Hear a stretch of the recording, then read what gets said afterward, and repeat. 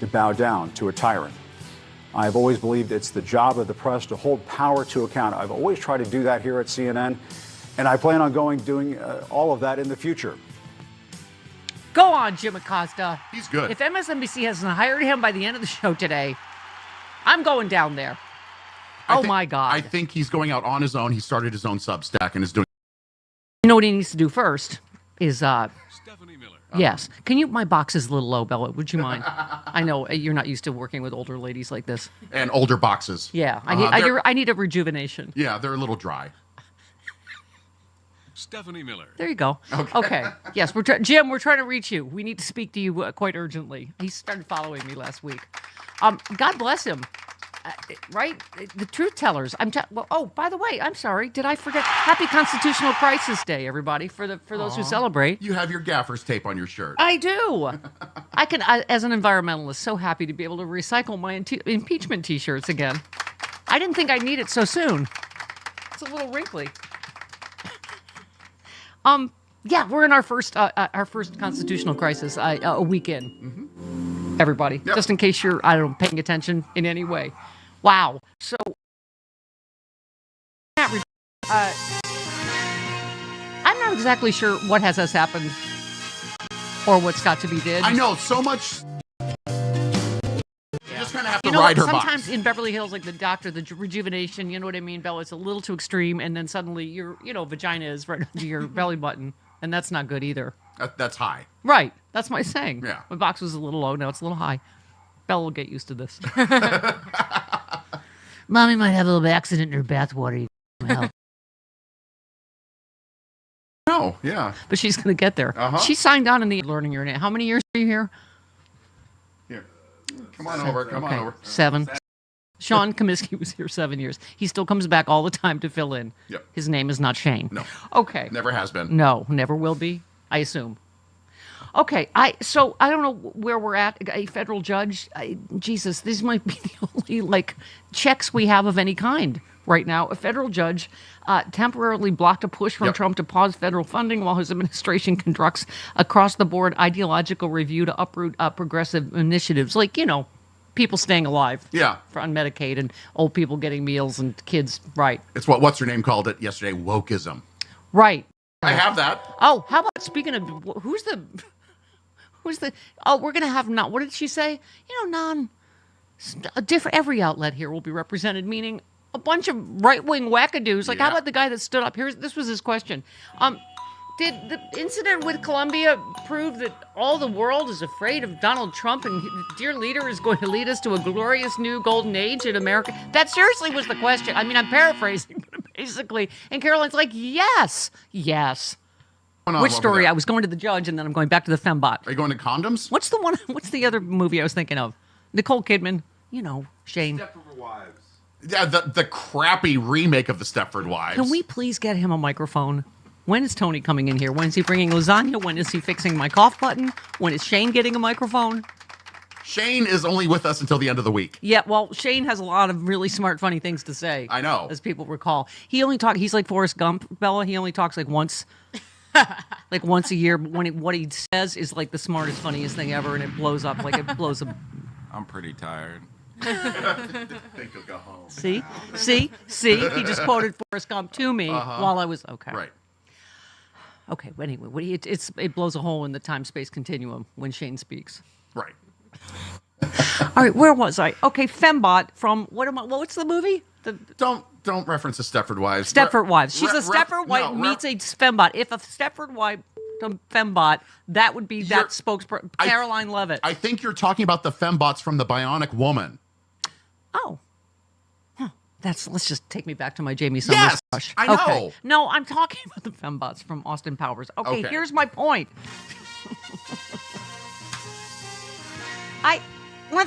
I promise I'll always tell the truth from this podium. And then, I have that. Do you want me to play that for you? oh yes, Okay. please play I Fembot commit 1. to telling the truth from this podium every single day. I commit to speaking on behalf of the President of the United States. That is my job. And I will say it's very easy to speak truth from this podium when you have a president who is implementing policies that are wildly popular with the American people. And that's exactly what this administration is doing. It's correcting the lies and the wrongs of the past 4 years, many of the lies that have been told to your faces in this very briefing room. I will not do that. Okay, all right. Okay, Fembot. Beep, beep, beep, beep, beep, beep. Okay, so then she went on to say that... and then she had little guns that came out of her boobs. Of her nipples, Yes, yeah. She got same doctor from Beverly Hills, Bella. Just so you know, you can get those. You can get gunboats in your pants now. Yes. Yes. See, she's fine. Look at her, funny, talking. Right, Don't tell me not to talk to her for 6 months. Look at her. She's like she could go work at NASA like tomorrow. Look at her. She's talking to me. Look how wide her eyes are. She's like, It's really early. She's like, is it this time every day? she said she is a little tired this morning. Yes. What did I say yesterday? Well, that's because I gave her like 3 bottles of wine yesterday. It's my fault. And how many gummies? Yeah, thing. I finished off the pack last night. I just wanted to take the edge off your first week. Yeah, no, and I appreciate that. You're so thoughtful. You're welcome. And also, people bring me wine I don't like, so I'm like, Bella, do you like this? Here. Do you like port? Do you like Moscato? She does, as it turns out, she Okay. does. I I'm do. like, oh, Riesling, take it. Brandy? Harvey's Bristol Cream. Have you even heard of that? Here you go. You've never heard of Harvey's Bristol Cream? Okay. The lie she told, a government report does not back up Trump White House Press Secretary Caroline Leavitt's claim that $50 million worth of condoms were being shipped to Gaza, but it does show even the first Trump administration shipped $40 million worth of condoms in just 1 year. Right. Oh my God. A complete lie. By the way, all you have to do would you just produce a government report that shows it. That's all you would have to do. There is a to line prove item it. for Of that. course, If- it's a lie. Yeah, there's a line item for it if it exists. It got Just repeated. point to it. Everywhere. It did. Fox News. This is how It we was got reported here. as fact. Yes. When it's not fact. Oh my God! And meanwhile, I have to say this is Chuck. Sorry, that's you, Chuck That is me Schumer. now. Yesterday, Yes, okay. yes. Last night, President Trump plunged the country into chaos. Without a shred of warning, the Trump administration announced a halt to virtually all federal funds across the country. Yeah. So this judge, I mean, we'll talk to our legal lads and ladies because this is where we are now. I mean, we seriously are in a full-on constitutional crisis. We talked about this yesterday. That Congress, if you watch School of Rock, if you watched anything, Congress has the power of the purse. The president. Yes, I'm sorry. Schoolhouse Rock. Right. Not that's School it. of Rock. Right. Very different. That's what I meant. They are very different. Bella, mostly this job consists of correcting Grandma's references. I just realized yesterday that I am 40 years older than Bella. Yes, ladies you and are. gentlemen. Oops. I blew up my own big lie. Shh, You don't- could conceivably be her grandmother. Yes. Yes, you could. Shut up. Uh-huh. You have to put a finer point on the point I just made. Easily be her grandmother. Not even conceivably. Conceivably is 12 years old. Easily is 20 years I wouldn't old. have even You're had to digging be a a hole, young. Chris. You're digging a hole. Oh, I've worked I with wouldn't her have had to be forever. a little whore either. I would have been at a normal age. Exactly. I had, right? Her mother. Okay, listen. Things aren't bad enough. This is your job is to make things worse. Well, here's have a little bink off the cliff in addition to your constitutional crisis. Yeah. Okay, Congress has the power of the purse. I can't. When this is the problem is none of us can process any of this. No human being can process the amount of fuckery that is happening. If we were in a normal place, impeachment would have begun already. I mean, what did we say? South Korea, they shut this down by dinner, and Okay, let me just get through this. Okay, all right.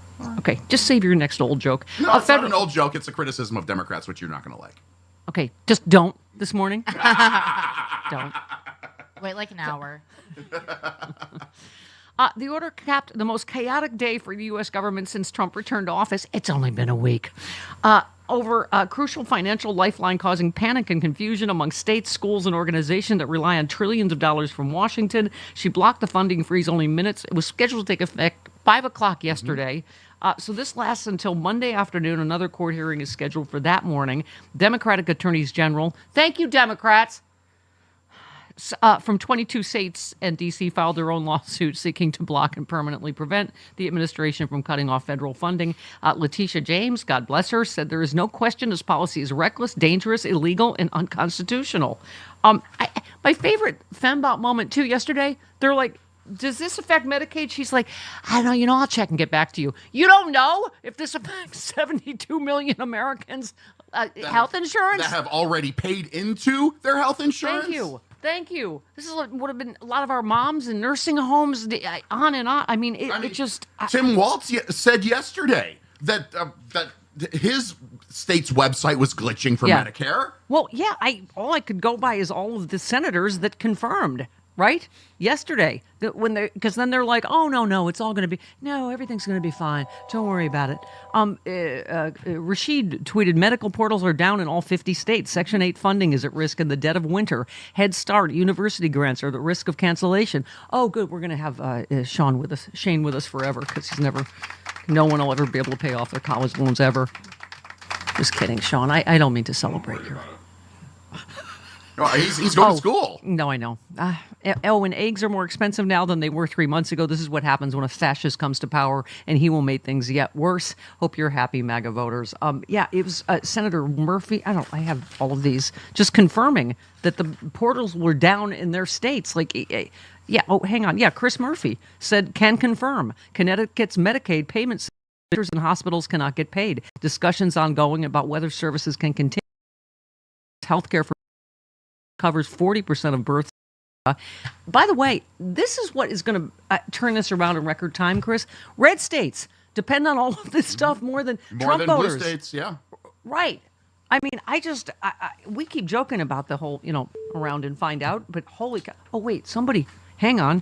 While Google is still not identifying, while you can still get some information that is not renaming the Gulf of Mexico, Gulf of America, Tristan Snell, our friend, said, type people who into Google. Giggle. Oh, they should rename it that. That'd be funny. Hi, Giggle. Giggle, I need a laugh. Help me. Type people who into Google. Tristan says the top result, people who regret voting for Trump. Mm-hmm. I mean, have you seen... I told you, there's a lady on my flight to D.C., Latinos for Trump. Of course they're deporting people that are not criminals. A lot of these Latinos that were interviewed before the election were like, oh, he only means criminal. He doesn't mean my undocumented relatives. Yeah, he does. I think somebody did the numbers. Peter Alexander, at least half are not. They're not criminals. The only crime is being undocumented. I did that for you earlier. I have it. Okay. It's right here. Okay. See, look at this. You look like you were looking for it in that bird's nest of paper you have over there. I know. I'm like, what's his name? And Back to the Future. My hair. See, that's why I wear a hat. So my hair isn't all crazy. Like, what's his name? Doc Brown. Yeah, Doc Brown. But see, I found the flux capacitor. It's right there. Looks just like it. Yes, Peter Alexander said out of 1,179 undocumented immigrants who were arrested by ICE on Sunday, 566, that's nearly half, appeared to have no criminal record aside from entering the country without going through a port of entry. This is what we tried to say. They're like, oh, no, he only means, criminals. He doesn't mean, my relatives. It's like, I don't know if that picture's real. Who can tell anymore? But there was a guy with a Latinos for Trump shirt on. Oh, I saw that. Being arrested by ICE. Because I think you were warned. Weren't you warned? Uh-oh. I called my first audible with Bella without telling her in advance. Uh-huh. Way to go. All right. That's fine. Don't talk She's to her. got it. Don't talk to her. She got it. Faster than you, Grandpa. You were warned, we tried to tell you. Because Sean renamed everything when I left. That's because we hated you, because we couldn't find anything. I'm searching for Wonder shows and can't find it. I said, Sean, make sure you him up if he ever comes back, that traitorous bastard. And Sean's like, I am on it. All right. We still have Man Meat. We have Bob Seska. We have Malcolm Nance. We have Carlos Alzraki. 21 minutes. Hi, you rude. Happy inauguration. Good morning. Happy Martin Luther King and Nothing Else Day. Good morning. Happy Martin Luther King. I'm celebrating by drinking gin first thing in the morning. All right. Someone has to. Exactly. Yes. Oh, good morning. Good morning. Okay. Good morning. Isn't it a great morning? Isn't it? I mean, I do love the preemptive pardons. That was a fun. Yes, for Dr. Fauci, General Milley, the J6 committee. Good for him. Thank you, President Biden. Because I'm sorry, we are in noon today Eastern, moving into a new lawless frigging America. I mean, it's I just heard that he's going to issue an executive order saying that renaming the Gulf of Mexico and Gulf of America. Yeah. So the big dumb reality show starts in just a few hours. This is what I said. The Gulf of America. The Gulf of America. Yeah, he can't do that by executive. Okay, never mind. He can demand. He can demand. This is what'll be Yes. hilarious. Is he will demand that every document that comes out of the federal government talks about a hurricane in the Gulf of America. Yeah. The National Weather Service. That's what they'll be talking about. That's what we have to look forward to, Stephanie. All right. Point and laugh. That's our best strategy for the next 4 years. Point and laugh. And Yes? they can change the name to Crypto.com Arena. I'm still going to call it Staples Center. There you Thank go. you. There you go. You started your piece this week with we've seen the definite signs of the abject stupidity of the American voter in 2024 in so many ways. I was the MAGA lady I was sitting next to on the plane route had a Chris. You remember my St. Bernard Chester? Yeah. God rest him. His eyes. There was just sort of nothing going on. Yeah, kind of like Clyde. That was it. Just kind of nothing going on behind the eyes. Nope. Just yeah. No, unless Trump's telling them to do something, they have no ability to function. I mean, seriously, do you think any of these people that had no money for eggs 2 months ago and spent thousands of dollars to go to D.C., do they feel at all oh, excuse me. You almost did it. Effed yet? didn't Sorry. say She was I'm so really close, though. tired. I've had an hour of Very sleep close. all weekend. Do you think they feel effed yet? I mean, seriously. Aren't they? Oh, you know what? They don't. They don't, because they're sitting there going, well, okay, it's our president, and But they got nowhere to go. They've got nowhere to go. There's it's hilarious. I mean, they get to go to an arena and for a viewing party. I think that's what's going on. Well, but there's not enough room for, you know what I mean? It's not. There's enough room for as many people as we're going to go to this. For that teeny crowd, I guess. Anyway, but it's just if there were still hilarious. hotel rooms available in D.C. And didn't they change it now from it's too cold, but assassination attempts, which I'm like, both of those, whatever you think of them, were right-wing Trump supporters. Yeah. Well, that's who would primarily have been there. Yeah. So, I don't. Okay. You just said when it comes, it's even worse when it comes to things people believe that are simply untrue. We've been talking about this for months, Rude. You said, for instance, a Gallup poll released this week showed a majority of voters don't know what they're talking about. They were asked if you believe the United States has made progress, stood still, or lost ground in each of these during the last 4 years since Biden became president on a variety of issues. A majority said we've lost ground on immigration, 64% the economy, and crime, among others. And that's simply objectively untrue. Immigration is under greater control than it's been in years. So much so there isn't much for Trump to do at the southern border. The economy is doing great. Crime rates are at historic lows. That's the whole ball game right there, as we've been talking about. It wasn't all of those issues. It was the disinformation about those issues that enough people believed, right? And Trump's going to come in and he's going to issue, say that we're under a national emergency, and he's going to use that as an excuse to do all kinds of things, and it's just not reality. He's going to have a national emergency on energy. And so that will allow him to open up places for people to drill, for companies to drill for oil. And it's like they aren't using all of the leases that they have now. Right. There's so much oil drilling going on. There's so much oil production going on in this country. But he's going to act like it's an emergency because that way it makes him look like the great grand leader. Yeah. Well, I mean, the fact that he's doing these executive orders in front of the crowd around, it's just like, oh, here we go with this. Just, I don't know who's dumb enough to buy the TikTok thing, but I guess enough the people that voted for him, right? Yeah. And, no matter how much, you want to post tweets of like Charlie Kirk saying ban TikTok and then later saying Trump's right, we need TikTok back.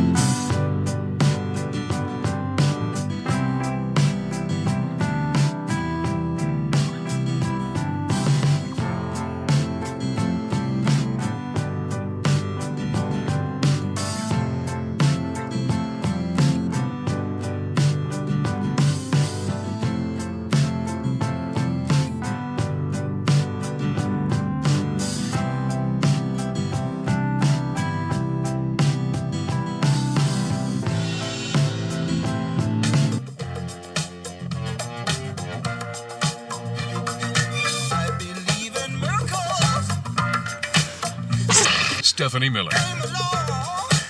Stop fighting in front of the baby. I'm not fighting. She's new. She's not used to mommy and daddy fighting. I'm not fighting. Okay, so yesterday, because I'm daddy's little helper, I sent you the audio, a tweet that had Jim Acosta's audio, and I put in all caps Chris audio so that you don't think it's just a tweet to print. You said, Chris audio! Okay, Bella, does he exaggerate? Because I know when I work out with weights. Go ahead, do the sound you say I make.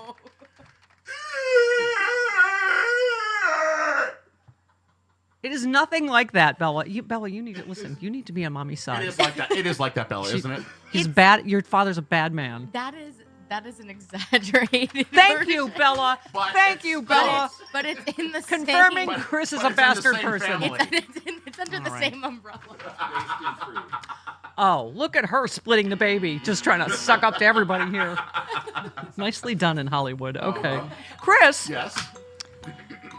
Who said Trump is currently all over the federal government and throwing the feces everywhere, and all we have is Senator Schumer saying in a calm monotone, this is outrageous. Democratic leadership needs to match the complete and total fury we have with what's going on in D.C., and their actions need to match with equal fury. Who said that? The Incredible Hulk.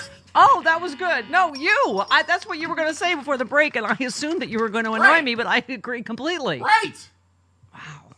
We're in a magical new era here at the Stephanie Miller Show. I don't even know I was saying something that was criticizing Democrats. Yes. Well, I was saying someone tweeted yesterday. Yes. Democrats need a 24/7 quick reaction war room that goes to everywhere, social media, whatever. You can't have a press conference 24 hours later with this amount of hurry. And it's not chronological age with Durbin and Schumer. It's just old ways of communicating, old ways of doing things. We are just in a... If you don't... Why aren't we in the streets? That's what I want to know. Bob Seska next. Our country is divided. Anger, fear, and misinformation is fueling hatred toward our neighbors. Community is needed now more than ever. And so I want to tell you about a way to change this. FSTV is offering the chance to meet fellow viewers in California, Colorado, Illinois, Texas, and Washington, D.C. If you live in any one of these areas, visit freespeech.org and click Community at the top of the page to get connected. Thank you for watching Free Speech TV.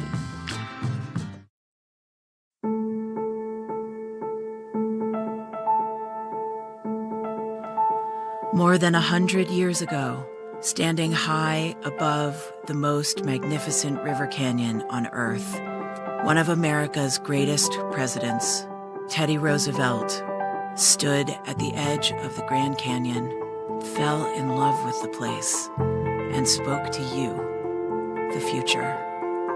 The Grand Canyon in Arizona is a natural wonder which, so far as I know, is absolutely unparalleled throughout the rest of the world. I want to ask you to do one thing in connection with it, in your own interest, and in the interest of the country, to keep this great wonder of nature as it now is. I hope you will not have a building of any kind, not a summer cottage, a hotel, or anything else to mar the wonderful grandeur, the sublimity, the great loneliness and beauty of the canyon. Leave it as it is. You cannot improve on it. The ages have been at work on it, and man can only mar it. What you can do is keep it for your children, your children's children, and for all who come after you, as one of the great sights which every American, if he can travel at all, should see. I am not an amusement park. I am not a casino. I am the Grand Canyon. Thanks to Roosevelt, I do not belong to the developers, the industrialists. I belong to you. I belong to the people who have known me since the dawn of time, but only if I am allowed to remain pristine. I am America's open-aired cathedral. I am the world's natural Sistine Chapel. But I am about to be chopped into pieces and auctioned off to the highest bidder. On my plateaus in the north, mines claw for my minerals. Above my springs to the south, investors want to build more, tapping my freshwater springs. In my vistas to the west, Helicopters fill the skies from dawn to dusk. And along my border to the east, developers have dreams of a cable car carrying 10,000 a day to my sacred confluence. I am surrounded on all sides, above and below, by those determined to transform my beauty into cash. I am the most endangered river in America. I am the Colorado River in the Grand Canyon, and I am not for sale.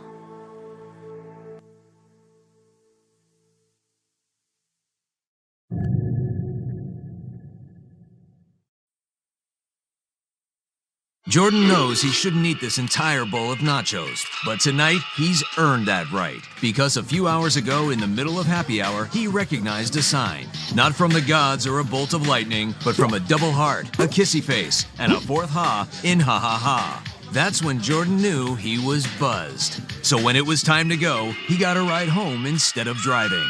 Be a legend like Jordan. Recognize your buzzed warning signs and get a ride home. Buzz driving is drunk driving. Hi, I'm Jasmine. I'm with One Hood, and you're watching Free Speech TV.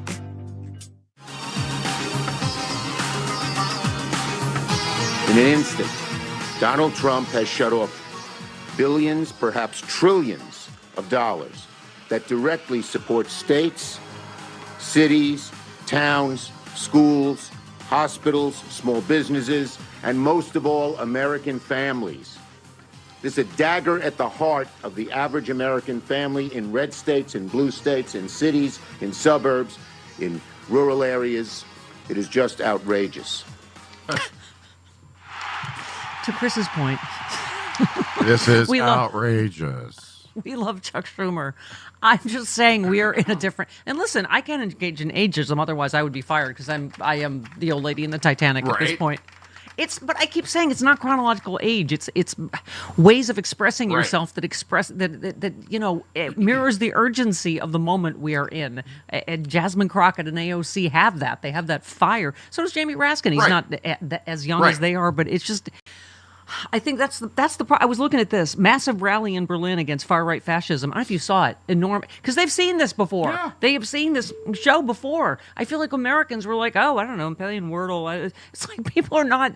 And this is why we were saying Democrats need a war room, a fast reaction center where it goes to all of us, podcasts, social media. How about this? This is what now? 48 hours later, we can say from the eye of the literal firestorm here in L.A., Jennifer, she's a Fox News reporter. I don't know if she's been fired yet. She reported that U.S. defense officials, I don't know if they've been fired yet, contradicted comments made by Trump insisting the water had been turned on in California at his behest. The California State Department of Water Resources said the military did not enter California. The federal government restarted federal water pumps after they were offline for maintenance for 3 days. State water supplies in Southern California remain plentiful. What do you call it? Griffin cited U.S. defense officials concurring that with the California Water Resource Management Office. They quoted them saying that U.S. defense officials told her they did not send troops to turn on water in California. This is 48 hours after this ridiculous lie. Two members of the military came over and turned on my shower this morning. Oh, did they? Yeah. All right. Well, I stand corrected, Chris. Thank you for that. Yeah. Oh, look who you made laugh. You made Bob Seska man giggle. Speaking of dreamy, hunky men, why? Bob Seska joins us now. Enough about your personal life. Well, you know. You're cute. I love you, Bob Trump Seska. was there, too. Bob is calling us from Washington. You Seska things. Go ahead. Washington, D.C. Just follow the money. Oh, Bob. You know, the first Trump administration, we used to call it the fire hose, or the tennis ball machine of lies. Now it's like it's both of them together every second of every day, right? Yeah. And I'm so happy that the Democrats have risen to the occasion. Man, the fighting spirit that we're hearing from Chuck Schumer. It's like the Spanish Inquisition from Monty Python. He might bring out the soft cushions and poke you with the comfy chair. He might force you to sit in the comfy chair. I was screaming at the TV when I was getting that soundbite yesterday. I'm like, show some passion. In some ways, Bob, I guess it's how we're built. Remember Jim Ward used to do an impression of Harry Reid going, I'm sorry you had to see me like this. Just no matter what the subject was or how mad he was, Yeah. But that's what I'm saying. It's like, just Democrats with fire, that can match the urgent, what do we call it? The fierce urgency of now. If yesterday didn't wake people up, I thought I saw a thing about Trump's approval rating plummeting already. I wouldn't be surprised. The number one Google search, people who regret voting for Trump. I mean, this is why we have the jingle, you were warned. We're like, oh my God, Trump voters, Latinos who thought like, oh, he's not going to deport my undocumented relatives because they're not criminals. Guess what? He just did. Yeah.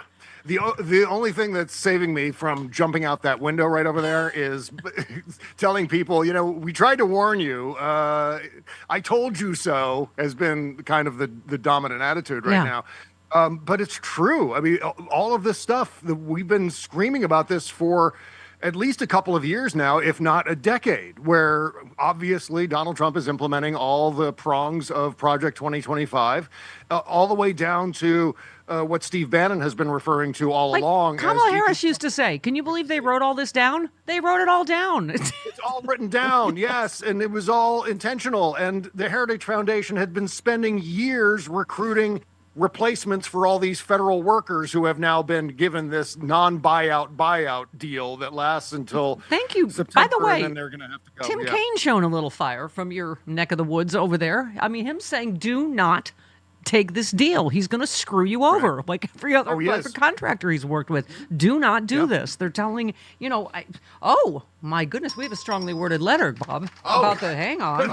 Chuck Grassley, who apparently is still alive. By the way, don't you like that he's 91 and in charge of Trump's agenda? Remember, we just lost an election because ages. Yeah, you remember that. Yeah, stick a mirror under his nose just to be sure.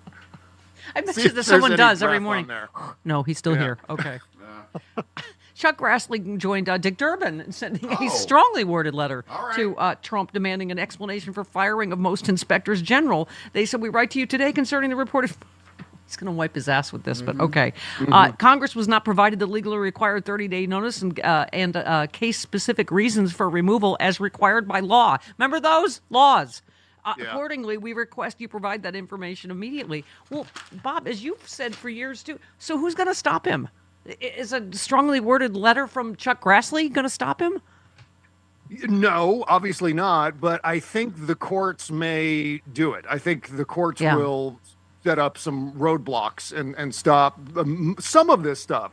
But the question then comes down to, as far as constitutional crisis goes, is whether Donald Trump listens to the courts. And as we know, Donald Trump, one of his heroes is Andrew Jackson, who defied the will of the Supreme Court during his presidency. So that's when the S will hit the fan or not. And so I'm waiting to see on that. But, I think with this...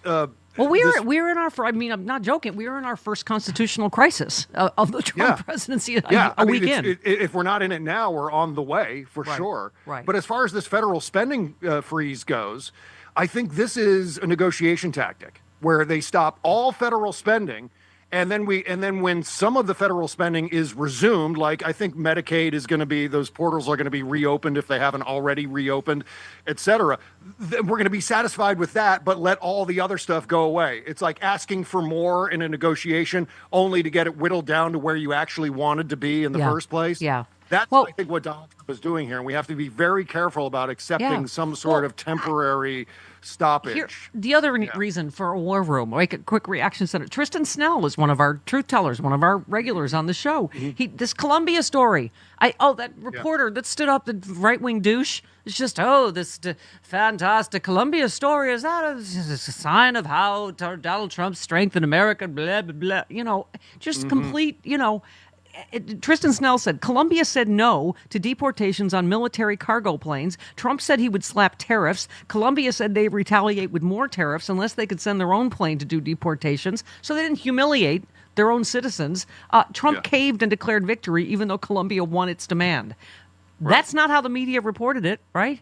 Oh, yeah. Yeah. Well, Trump also said that they turned the water back on themselves, as we covered earlier. Sent the military. So there's there's a whole lot of disinformation. Ron Filipowski, today's latest lie from Trump Musk is that the Biden administration supposedly abandoned astronauts in space, and now Trump has ordered Musk to go get them. My God, the Biden do you know what- administration made this plan with Musk months ago. Yeah. I mean, go ahead. like Rocky Mountain Mike, I'm a big space guy. I'm a supporter of NASA and space exploration and all these things. But you know what?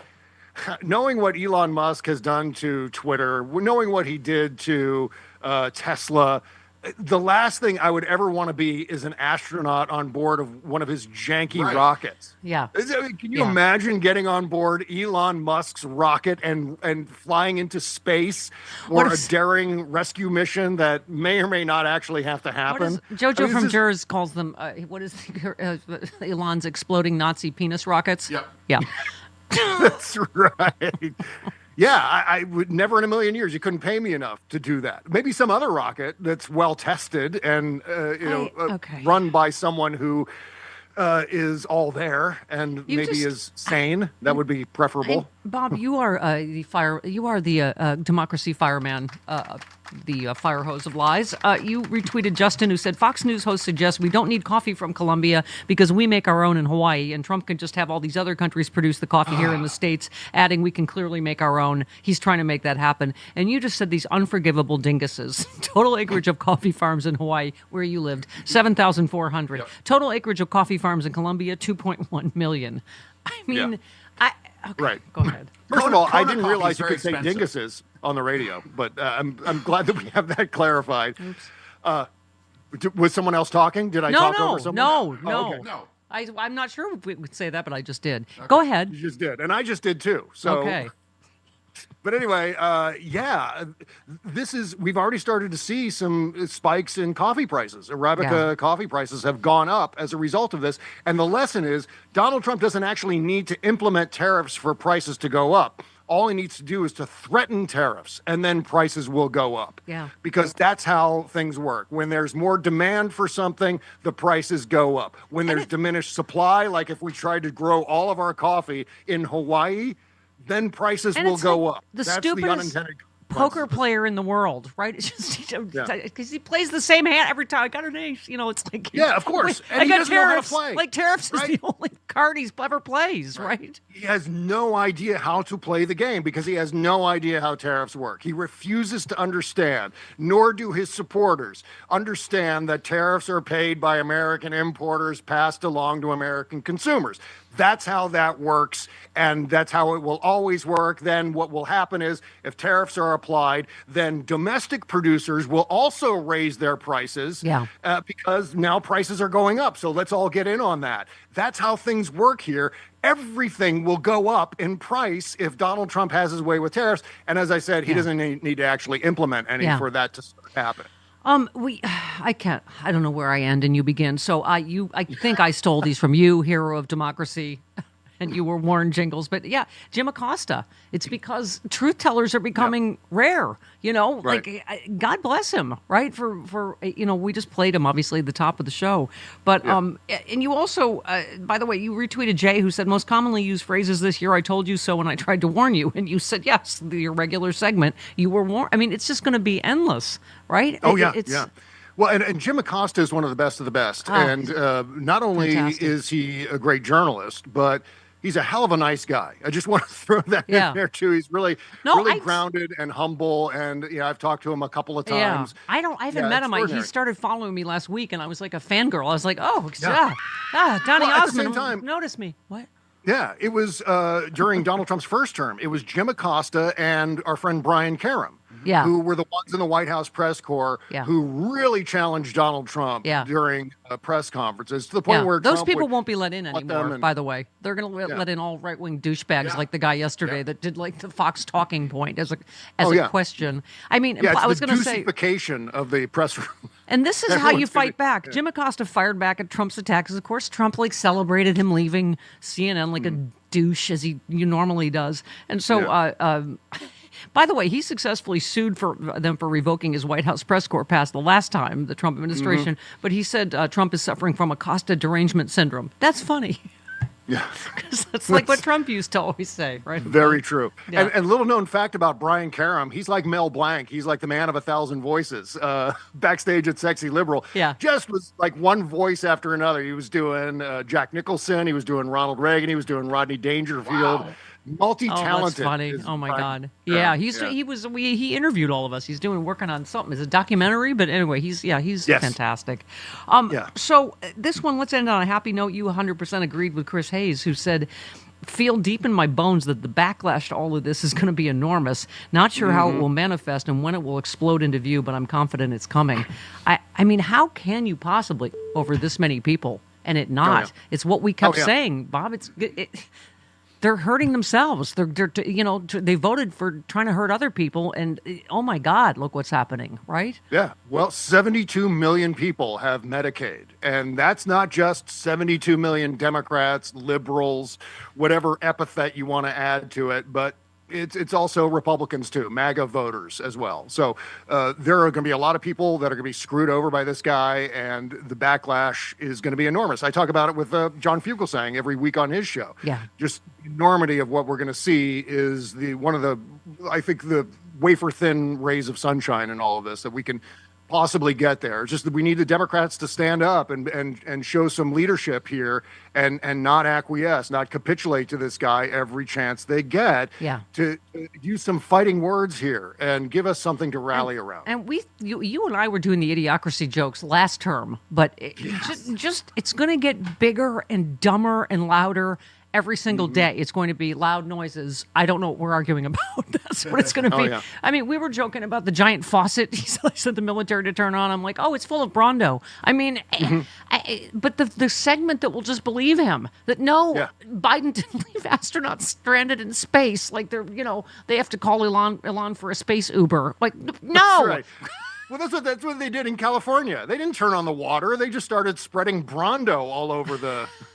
And no, we didn't spend $50 million worth of condoms to Gaza. And first of all, I'm like going, since when do you care about Gaza? Trump's going to take care of that problem. There isn't going to be any more Gaza. Send everyone to Egypt and Jordan, and then they'll have condoms when they're ethnically cleansed from Gaza.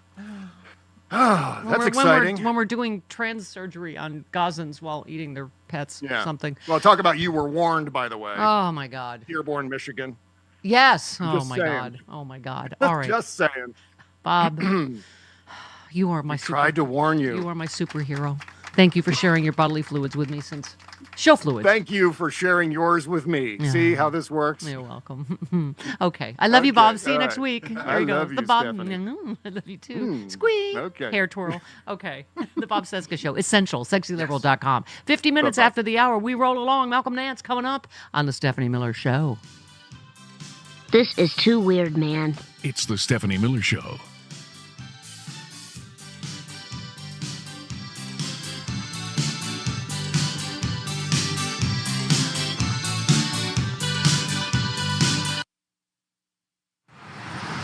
Do you have an old car sitting around your house? Maybe you're even paying insurance on it. Well, if you don't need that car anymore, donate it, running or not, to the United Breast Cancer Foundation. They will even come and pick it up for free and give you a receipt for a tax donation. Breast cancer screening could save the life of someone you love. And right now, they need your help. They want to save more lives through early detection by offering women free or low-cost breast screening exams. And that's what your old car helps to pay for. So get your phone out and call right now to donate your car to the United Breast Cancer Foundation. Remember, they will come pick it up for free and give you a tax donation receipt. Call right now at 800-280-9435. 800-280-9435. That's 800-280-9435. 800-280-9435. What's your love language? For me, it's Cozy Earth. Cozy Earth elevates love's little moments like curling up together at the end of the day. Their bamboo sheet set redefines what it means to relax as a couple. My couple, of course, is my dogs. Incredibly soft, smooth, breathable. It's like sleeping on a cloud. After a long day, there's nothing like slipping into those sheets. Every night feels like a mini getaway. Honestly, never slept better. For her, Cozy Earth bamboo pajama set is a gift she won't stop raving about. Silky yet breathable. These are the kind of pajamas she never wants to take off. Perfect for lazy mornings or winding down together after a long day. And don't forget him. Cozy Earth men's collection has everything he'll love. Pajamas, joggers, and more. Comfortable, versatile, Meal, made to last. It's the ultimate gift for your guy. This month, show your love with Cozy Earth, with a 100-night sleep trial, a 10-year warranty, and a gift that speaks to comfort and connection. They deserve this. Get 40% off at CozyEarth.com with my code Stephanie. CozyEarth.com, code Stephanie. Don't forget, if you get the post-purchase survey, say you heard about Cozy Earth from Stephanie Miller. What I know about courage, I learned from my adoptive mom. She said sometimes you just gotta hold on and know we'll get through this. Mom, we are so high up. Hold my hand. No, you hold my hand. Here we go. Learn about adopting a teen from foster care. You can't imagine the reward. Visit adoptuskids.org to find out more. I learned patience from my adoptive dad. All he had to say was, "Hey, you got this. Just breathe." Hey, we're pretty good. Yeah. Might have to start a band. I got it. Learn about adopting a teen from foster care. You can't imagine the reward. Visit adoptuskids.org to find out more. This message is brought to you by Adopt US Kids, the U.S. Department of Health and Human Services, and the Ad Council. Hi, I'm LeVar Burton, and I'm proud to be a book person. Every child deserves to have access to books because children who grow up with books invariably do better in life than children who do not. How do I choose a book? Is it the cover? Yeah, I guess, sometimes it's the cover, sometimes it's the title. I guess I'm pretty visual, so it's a combination of those two. The first book I remember was Captain's Courageous. When I finished that book, I had become so involved with these characters. So here's the thing. If a book's really, really impressing me and the writing is really, really good, I will peek and see what the last paragraph is. Because the endings of books, if it's really, really well done, that ending, that last thought should rock you. I am a book person. And if you're a book person too, read to a child and spark a lifetime. Hello, sir. How are you? Hey, guys, Howard, great to see you. And I'm going to be meeting up with Stephanie in Canada later. So I'm glad you got a head start. So our new radio home will be outside of Toronto. I can't give you the exact location. Okay, but good. No, it's good to see you all. What a big day, huh? What a day. Happy Martin Luther. Stephanie Miller.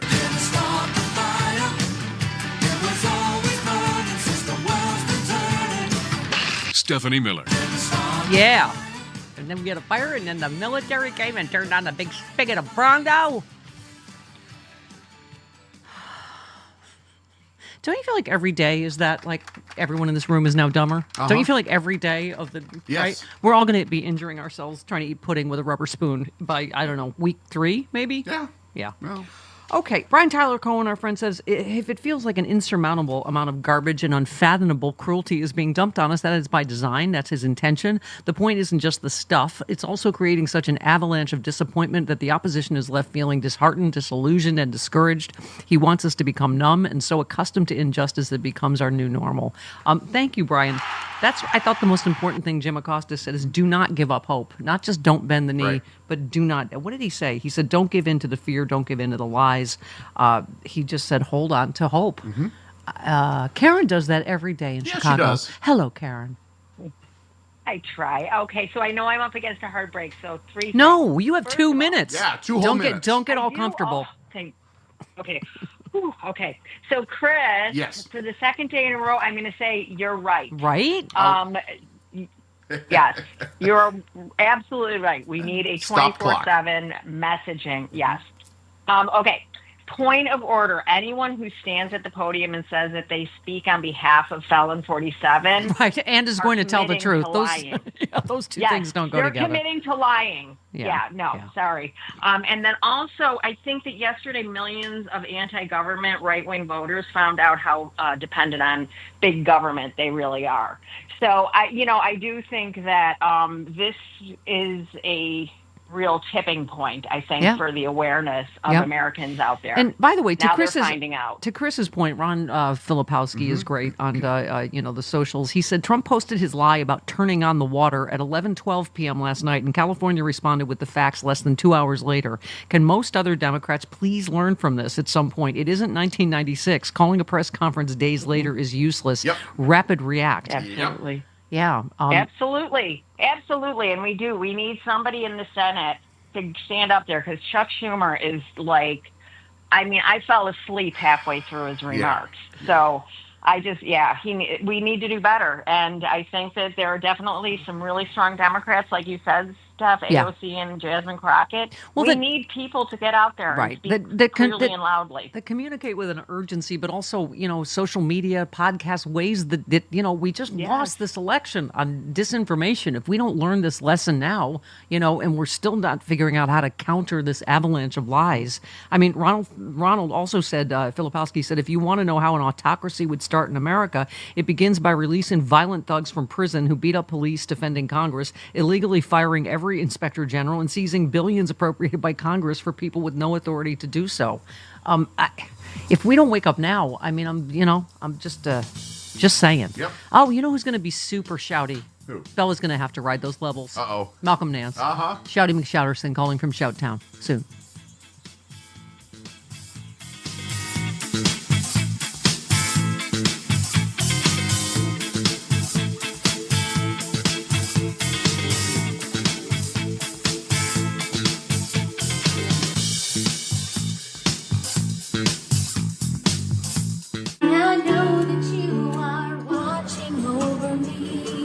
In my church. Faith is important to me. My son played baseball since he was 3. I've closed a lot of deals sitting on the third baseline, sister. When COVID came out, I was a total skeptic.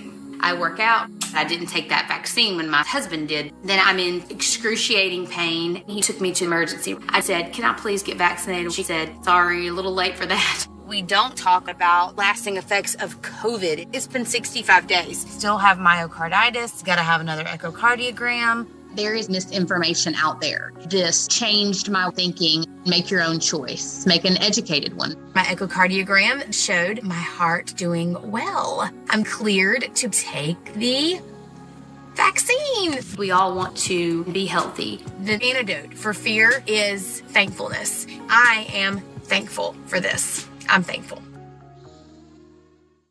Share your love of FSTV. Visit our online store and check out the awesome merch like t-shirts, hats, and bumper stickers.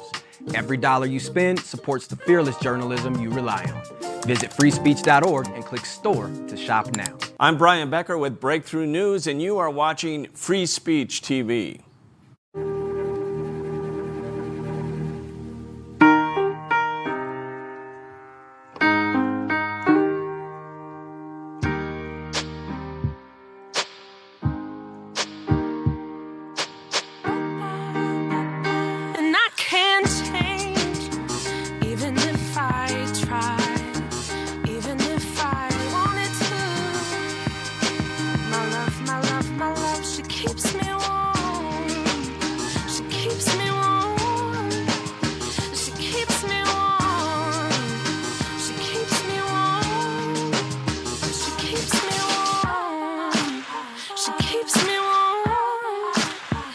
Neighbors and best friends. I love my sister. My heart doesn't see race. Love is love. Our family is no less than any other family.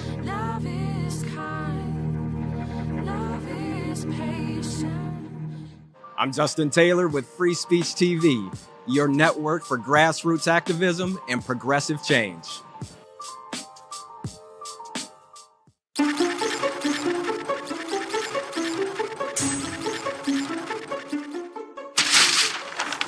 That's bunk.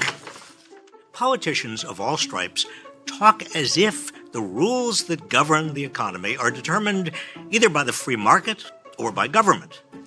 But that's wrong. There can't be a choice between the free market and government because a market cannot exist without a government to organize and enforce it.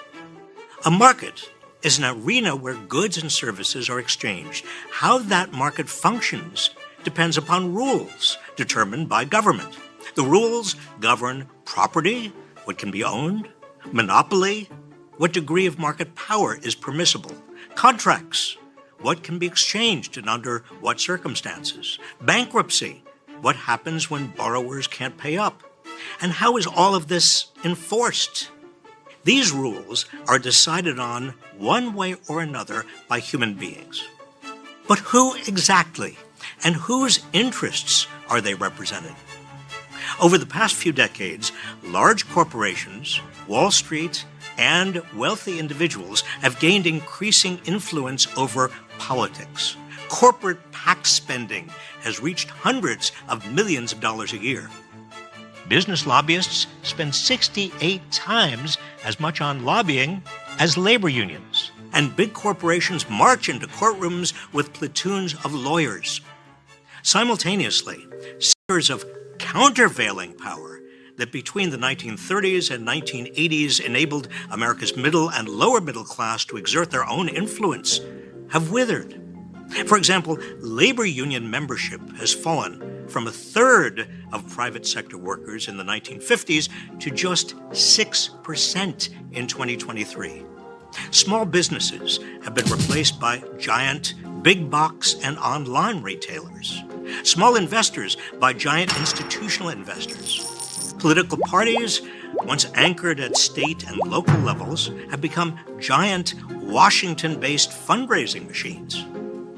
As a result, the rules of the American economy are now largely organized by big corporations and those with great wealth for their own gain. Ever larger upward distributions inside the market, from the poor and working class to the top, have become normalized as functions of a market that is assumed to be neutral.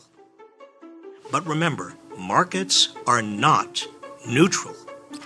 They reflect who wields power.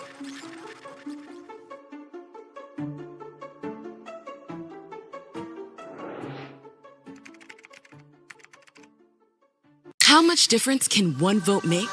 Since 2023, more than 60 U.S. elections have been tied or won by just one vote. So this fall, your friend could be the tiebreaker. And that could make all the difference.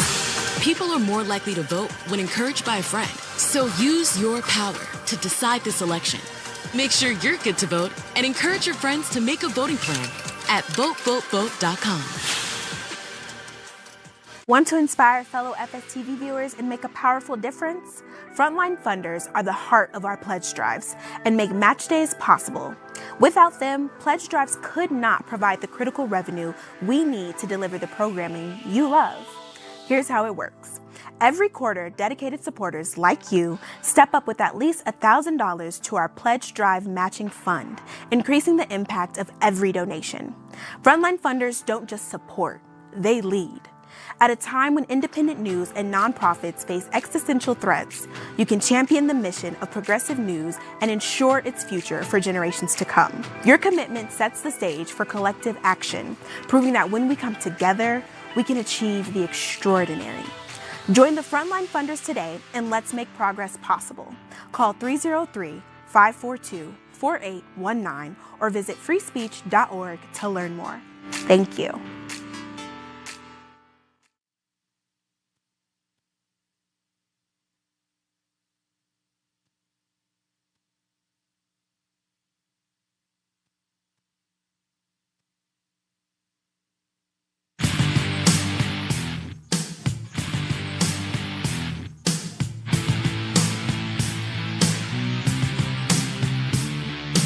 It's the Stephanie Miller Show.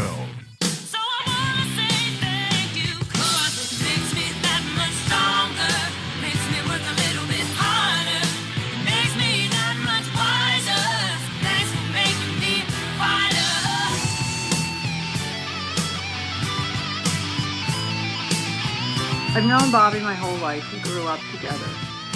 It's no surprise that he keeps birds of prey as pets, because Bobby himself is a predator. I watch his younger brothers and cousins follow him down the path of drug addiction. His basement, his garage, his dorm room were always the center of the action, where drugs were available, and he enjoyed showing off how he put baby chickens and mice in a blender to feed to his hawks. It was often a perverse scene of despair and violence. Oy. Wow. Sociopath. No wonder Trump likes him. By the way, I can confirm he's a predator because he kept hitting on me long after he knew I was gay, inviting me. Falconing, speaking of Birds which. of prey. Yeah. Yeah. Wow. Caroline Kennedy, by the way, famously private. has, said how much she has not wanted to speak out. You wonder if all of this constitutional crisis, all of this, Chris, is distract from trying to, from Bobby Kennedy, wildly unqualified, getting confirmed today. Tulsi Gabbard, you don't know what's distracting from what anymore. Here's more Caroline Kennedy. Bobby is addicted to attention and power. Bobby preys on the desperation of parents of sick children, vaccinating his own kids while building a following, hypocritically discouraging other parents from vaccinating theirs. Even before he fills this job, his constant denigration of our healthcare system and the conspiratorial half-truths he's told about vaccines, including in connection with Samoa's deadly 2019 outbreak of measles, have cost lives. Hypocrite, like most of them. Absolutely. Can I just say, I think I told this story. Jason Alexander, who's been on this show. I was at a Raphael Warnock fundraiser and ran into him, and he told me, you heard that famously, he got invited to that party at Bobby Kennedy's and Cheryl Hines, and you had to be vaccinated. Yep. Right? And he's like, I told Cheryl I can't go. Bobby's crazy. But anyway, that was a different... But he's a hypocrite. You had to be vaccinated to go to his party. He's vaccinated his kids, right? And he's okay with all of these kids dying in Samoa where he went on his stupid anti-vax crusade. One more, Caroline. The American healthcare system, for all its flaws, is the envy of the world. Its doctors and nurses, researchers, scientists, and caregivers are the most dedicated people I know. Every day they give their lives to heal and save others. They deserve a knowledgeable leader who is committed to evidence and excellence. They deserve a secretary committed to advancing cutting-edge medicine to save lives, not to rejecting the advances we have already made. They deserve better than Bobby Kennedy, and so do the rest of us. I urge the Senate to reject his nomination. Wow. Wow. Someone was like, I've rarely heard a letter like that, let alone from someone in your own family that you grew up with. I mean, Pete Hegseth's mom wrote the most damning thing about him. And then, meanwhile, by the way, if you're wondering, is this all going to be about petty vindictiveness? Yes. Did you see this? Rapey McDrunky, Secretary Rapey McDrunky, pulled the security protections and clearance from General Milley. Yep. Right, they're trying to see if they can, knock down they can demote him. They already removed his, portrait from the Defense Department. That's all this is going to be about, is getting back at people. And by the way, so who's the crazy Nicole Shanahan, his running mate? Yeah. Oh, God, her. Right. Is threatening. It's threatening, just like Musk did. She's threatening to primary senators who vote against him for Health and Human Services. She listed a bunch of senators she's going to target, including Lisa Marvkowski, which she spelled completely wrong, but bimbo. Okay. Senator Jeff Merkley said a president is not a king and a law is not a suggestion. Trump's illegal funding freeze is a constitutional crisis. That was my first question yesterday, Chris. I'm like, are we in a... Yes, we are. We're soaking in it. We are soaking in our first constitutional crisis. So we'll see what happens with this judge and what happens by Monday. Yeah. But then you always wonder what a crapshoot it's going to be at the Supreme Court. They've already said he's above the law, right? So it's... Okay.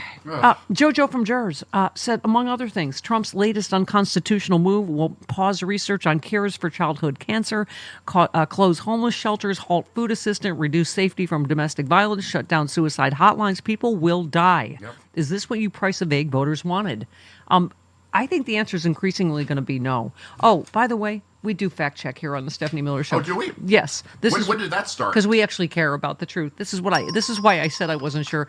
The photo of the ICE agents arresting a man wearing a Latinos for Trump T-shirt is fake. The arrest photo is real. But the logo shirt, was added later. That's when I mentioned it last hour, I said I don't know if this. Right. What I was saying is a lot of Latinos are having regrets that are being interviewed now. I was saying there was a woman with a Latinos for Trump shirt on my flight, and they're interviewing people now that are like, I thought he was only going to deport criminals, not my undocumented relatives, and around and find out, right?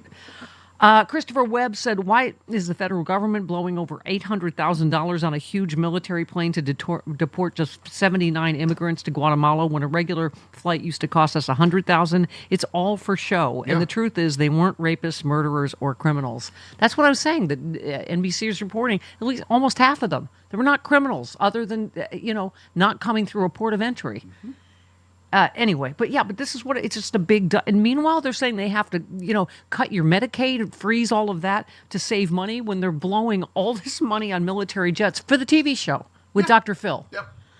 And make sure you wear the right shirt. Yes. David Rothkopf, the spending freeze is the Muslim ban redux. No plan, illegal, a source of chaos, unlikely to stand, designed for maximum shock value, long-term implications likely to be substantially less than intended. Nonetheless, this is an ill-conceived gov spasm in orders of magnitude worse than the last time around.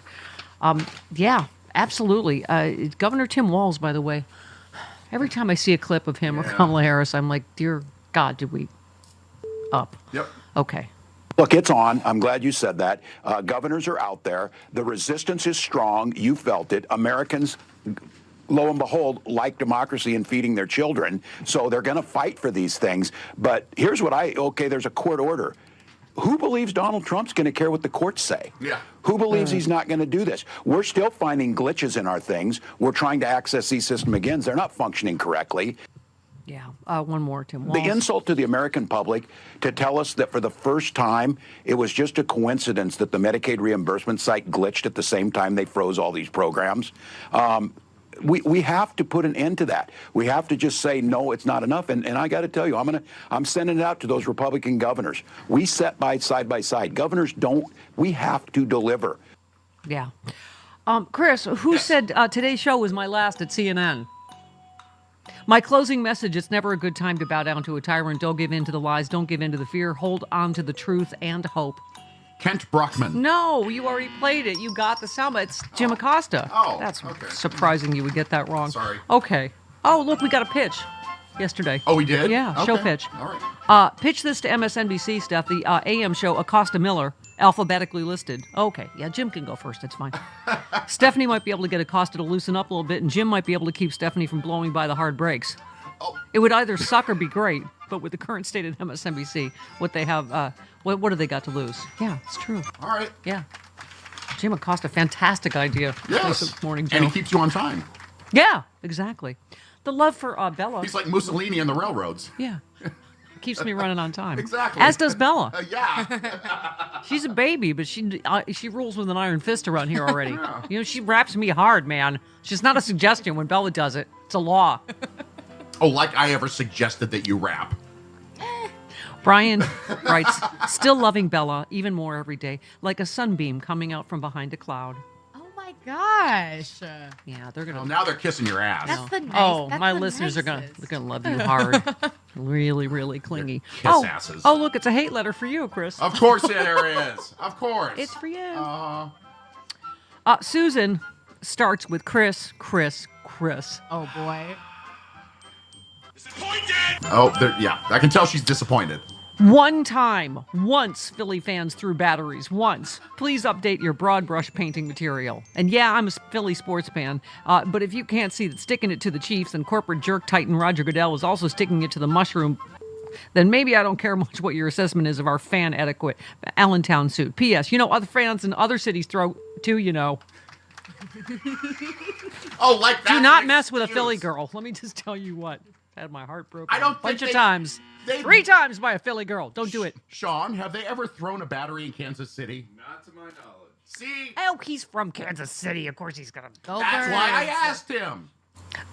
He knows. Okay. I honestly don't think I've ever stepped foot in the city of Philadelphia. Oh, well, I have. I've So, driven- well, then you should shut your Philly cheesesteak hole then. That's why I'm rooting for Kansas City. All right. Go Birds. I'm for Philly. Sorry, Sean. This is my Fly Eagles fly. Don't do that. You know what? I hurt my shoulder. What do you call it? Sleeping? I'm doing that now. Yeah. What do you So I can't really even do the entire Fly Eagles fly, Sean. So don't worry. Okay. What do they do for the Chiefs? I really do. They used to do that racist tomahawk chop. Yeah. Okay. Don't. Yeah. Stop.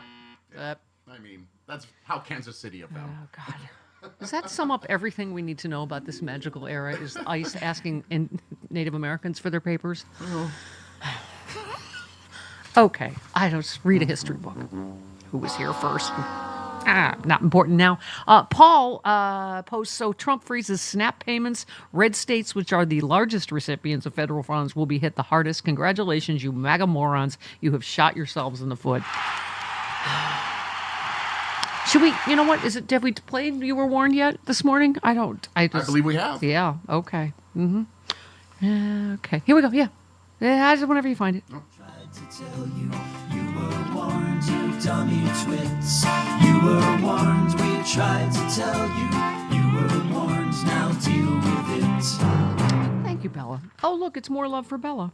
Nomi says, loving the show. Bella is definitely squishably cute.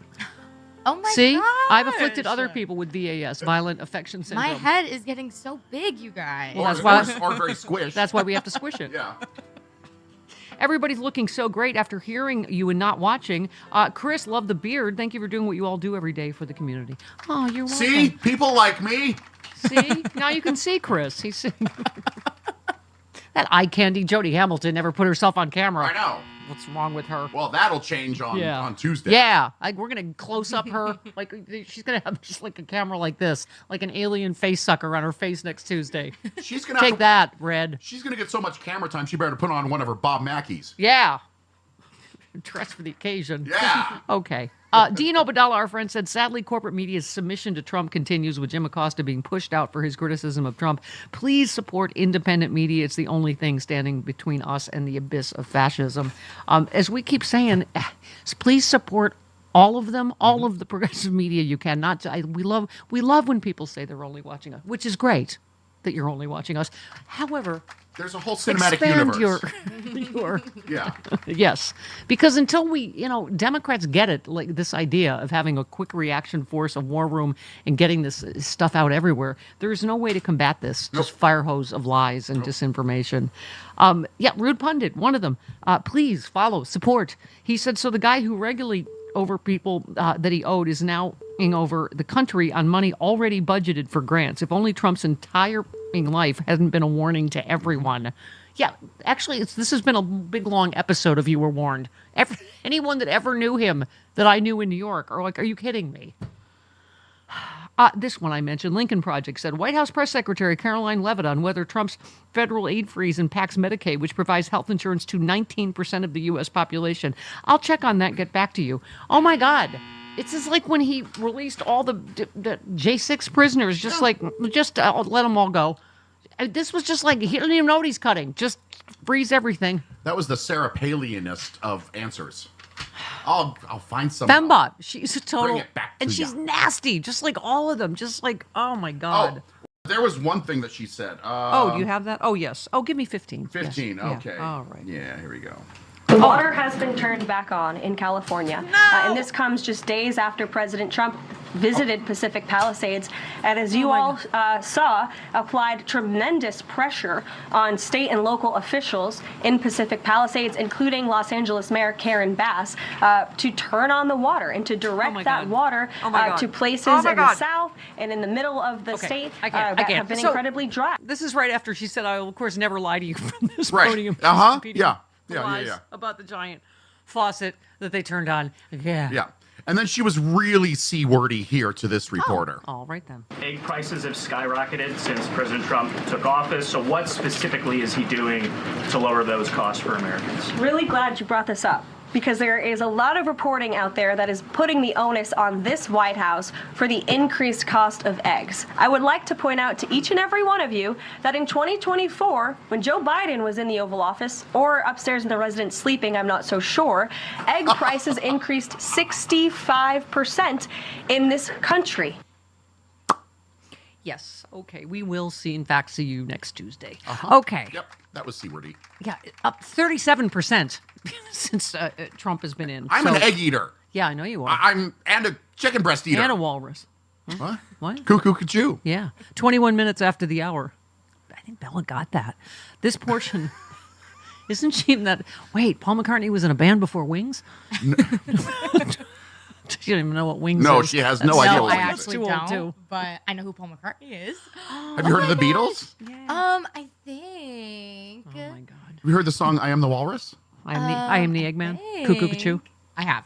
Okay. Real talk, I have. Okay, great. 22 minutes after the hour, this portion of the show brought to you by Credo. Credo! The state of the world, right? Okay. Happy Martin Luther King and Nothing Else Day, everyone. Happy Martin Luther King Day. Look at me. I'm going for a Martin Luther King bike ride with my Major Taylor Cycling Club, some of whom my family members of Major Taylor lost their homes in Altadena. That's what I will be doing today. What I love with who I love. Starting with you two. You're the man keeping us who down. I'm though. also somewhat affectionate about. What? You're the man keeping us down, though. Yes, I am. I'm making us work on Martin Luther King and Nothing Else Day. Can I just say... Wow. Even before he's president, we're in the find out part of the around and find out plan. I thought the people that couldn't afford the eggs and the gas like a couple months ago, they spent thousands of dollars to come to D.C. And what now? He's not... He's too much of a... See, because it's cold out? That was the latest excuse? Let's invade Greenland. Oh, it's too cold out. Let's go inside. Oh, my God. What a giant... See, oh, my God. I can't... All the people they were interviewing, the maggots, they're like, wait, we can't see it now? We have farms, and you don't get to not feed the cows when it's cold. Okay, can I just say just as cold for Obama and JFK and on and on's inauguration, giant. And of course it's not about that, it's about crowd size. Oh, by the way, Frangela tweeted about it too. It's empty. DC's empty. There's there's hotel rooms available. They knew by the amount of hotel rooms, the tickets bought, it was going to look pathetic. Nobody was going to this stupid inauguration, right? How do you have a parade inside? Let's have a parade in here. He's just going to march around. Let's have a parade in here this morning. Okay, like a conga line. Don't we have a Nazi march in honor of, Cheetolini, We can Orange all just Hitler? play, musical chairs. Right. We're having our own inaugural parade. And we're marching. Are they marching in place? In a circle around the Capitol dome. Yeah, that's inside. the only way they can do that. Yeah. Right in the Führer's face, not too And long. he's being That's like when it's too cold and I need to exercise when I'm on the road, I walk in the hallway. They're just walking up and down the hotel really? hallway. Yeah, because I'm a nerd. Listen, my blood is thinned out. It is...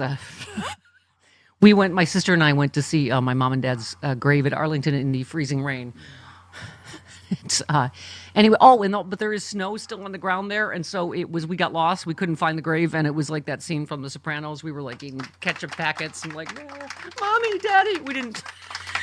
It was a comedy of errors, as it always is. But then we finally found it. Oh, good. Yeah, and it's not only emotional, but it's my name. My mom's Right. Her name So is that's Stephanie Miller, weird. and so it's the new inscription is on there. So and I just thought of Arlington, of all the places Trump has desecrated, of course, is that one for so many of us that hold that ground sacred, which obviously a lot of us do. So, go, Chris, on Happy Martin Luther King and Nothing Else Day. Who said our lives begin to end the day we become silent about things that matter? Charlie Brown. No, it's Martin Luther King, for God's sakes. This is, okay. As I said Saturday night at Sexy Liberal, this is you Trump Central. This is not bending the knee Central. The resistance has begun. It is right here. The not obeying in advance Central is here, right here. Oh my God, what can we say about Sexy Liberal? It is a little tough. We've been doing this show, we realized, 15 years. Yes. I hadn't counted. This was our 18th show. We did 18 shows this year. 1 year, yeah.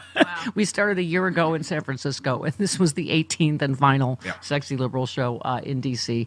And it was, everyone's saying again, best show ever, but it was just, the energy was unbelievable. Mm-hmm. Olivia Troy, Harry Dunn, and JoJo from Jurors on panel. Sadly, because Donald Trump has begun ruining everything, Jamie Raskin, the security perimeter around the Warner... Yeah. Because of Secret Service was insane. Yeah. And so, I don't think Representative Raskin's security people felt comfortable. We couldn't get him parking right next to the theater. Yeah. And, frankly... I taught his people, they're very nice. Yeah. No, he seemed sincerely, they were sad very- that he they could were. not make it. But it was just, again, nobody wants to risk him. He's one of our fiercest democracy warriors. So, and Tara Setmeyer, same. She was trying to find parking for like an hour, couldn't get in. George Conway said he was sick. I don't know if I buy it, but just kidding. Well, he's still a Republican, George Conway. so I don't know.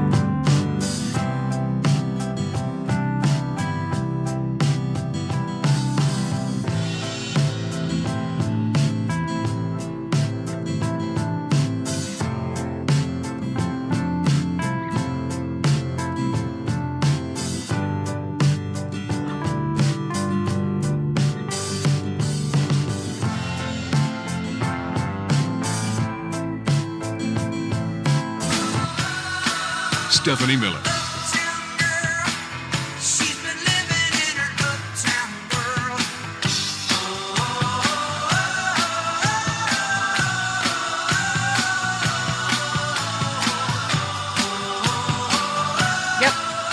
Oh, yeah. Yeah. Barry in Sacramento, you're on the Stephanie Miller Show. Hi, Barry. Hi. You've been trying to find out what the take it to the five and dime. Yes. Bitch, please. And that's Take your from- line of bull. That's from, yeah. Go ahead. yeah, it's from As Good as It Gets, 1997 movie with Jack Nicholson. And if you go out to IMDb and you play the trailer, there's a small clip of it. Really? Maybe the Bella era has finally provided an answer to the five and dime clip. Oh, sorry, Bella. Oh, you have some breaking news, by the way. This would be Greenland. This is from the Flartensnargen press. Yes, it's office. An official Danish and Greenlandic polling outfit has polled the Greenland residents, and 85% of them would not like to join the United States. Thank you very much. Would not. First, Trump would say they all want to be part of USA. All of them. Okay, and that was from the Flargen News Service it's from the Fjords and Vind. Yes, the Danish outfit Skisjøforskning and the Greenland outfit Gershenforskning. Right. Oh, isn't that the institute where Dr. Hoffarer worked, and also Dr. Furrier? Dr. Furrier. It's Hoffarer. She doesn't know. She doesn't know where those are are. yet, but they're in there somewhere. What are they labeled? HFF. Oh, well, why couldn't she figure that out? God, Bella. Sean has it. Okay, No, he hang on. doesn't. No, he doesn't. He's typing furiously. Dr. Furrier, it's off hard. Yeah. God, I can't believe Bella couldn't find that. Okay, Malcolm Nance next. Sustaining members are the life force of Free Speech TV. Members provide the reliable and consistent support for day-to-day operations that keep FSTV running, helping us maintain our independent programming, pay our dedicated staff, and continue delivering the news that matters most. As a member, you get extra benefits like access to exclusive events, special gifts, and more. To learn more about becoming a sustaining member, visit freespeech.org/donate. Whatever happens to the economy, jobs, wages, the hardships so many are facing, the stock market seems to be in a world of its own. Why?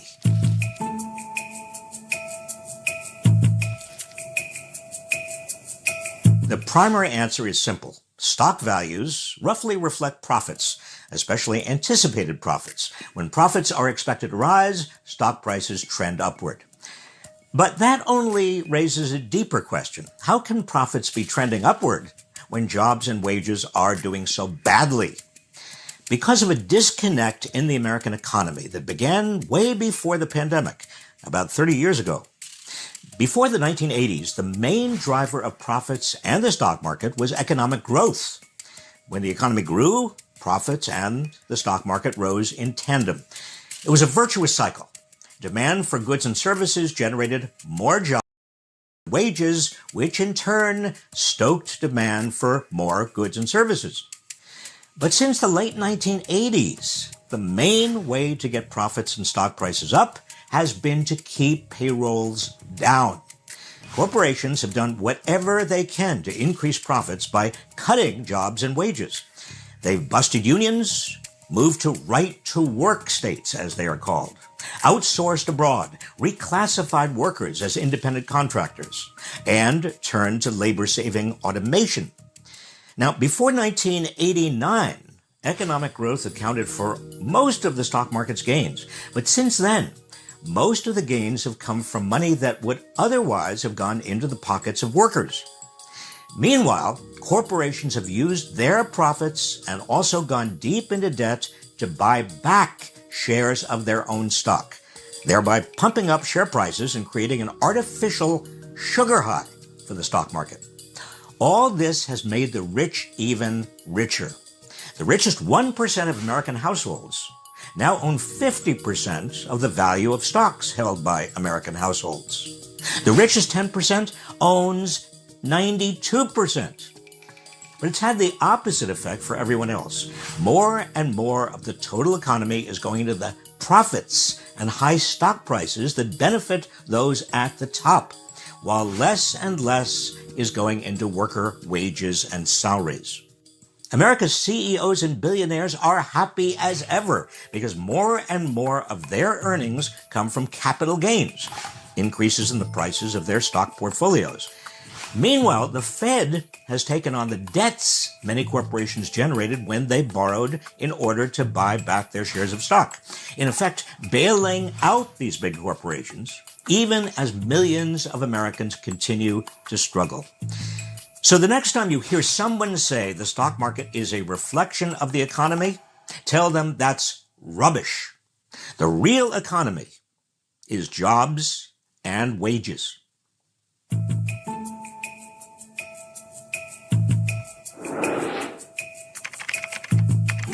There was an old woman who lived in a shoe. She had so many children, she didn't know what to do.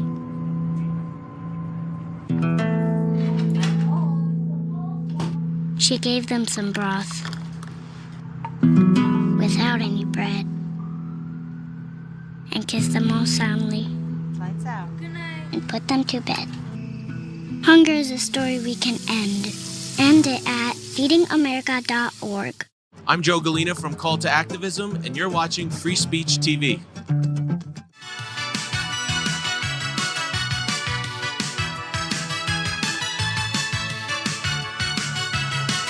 The day leading up to the inauguration, the President Biden's team was putting out billions of dollars of money towards various programs, trying to shovel it out as fast as they could, and they were trying to put a halt on that to review it. I'll give you an example. Like millions of dollars were being sent to Gaza for like condom programs that they found. So they wanted to put a freeze on some of this stuff and review it.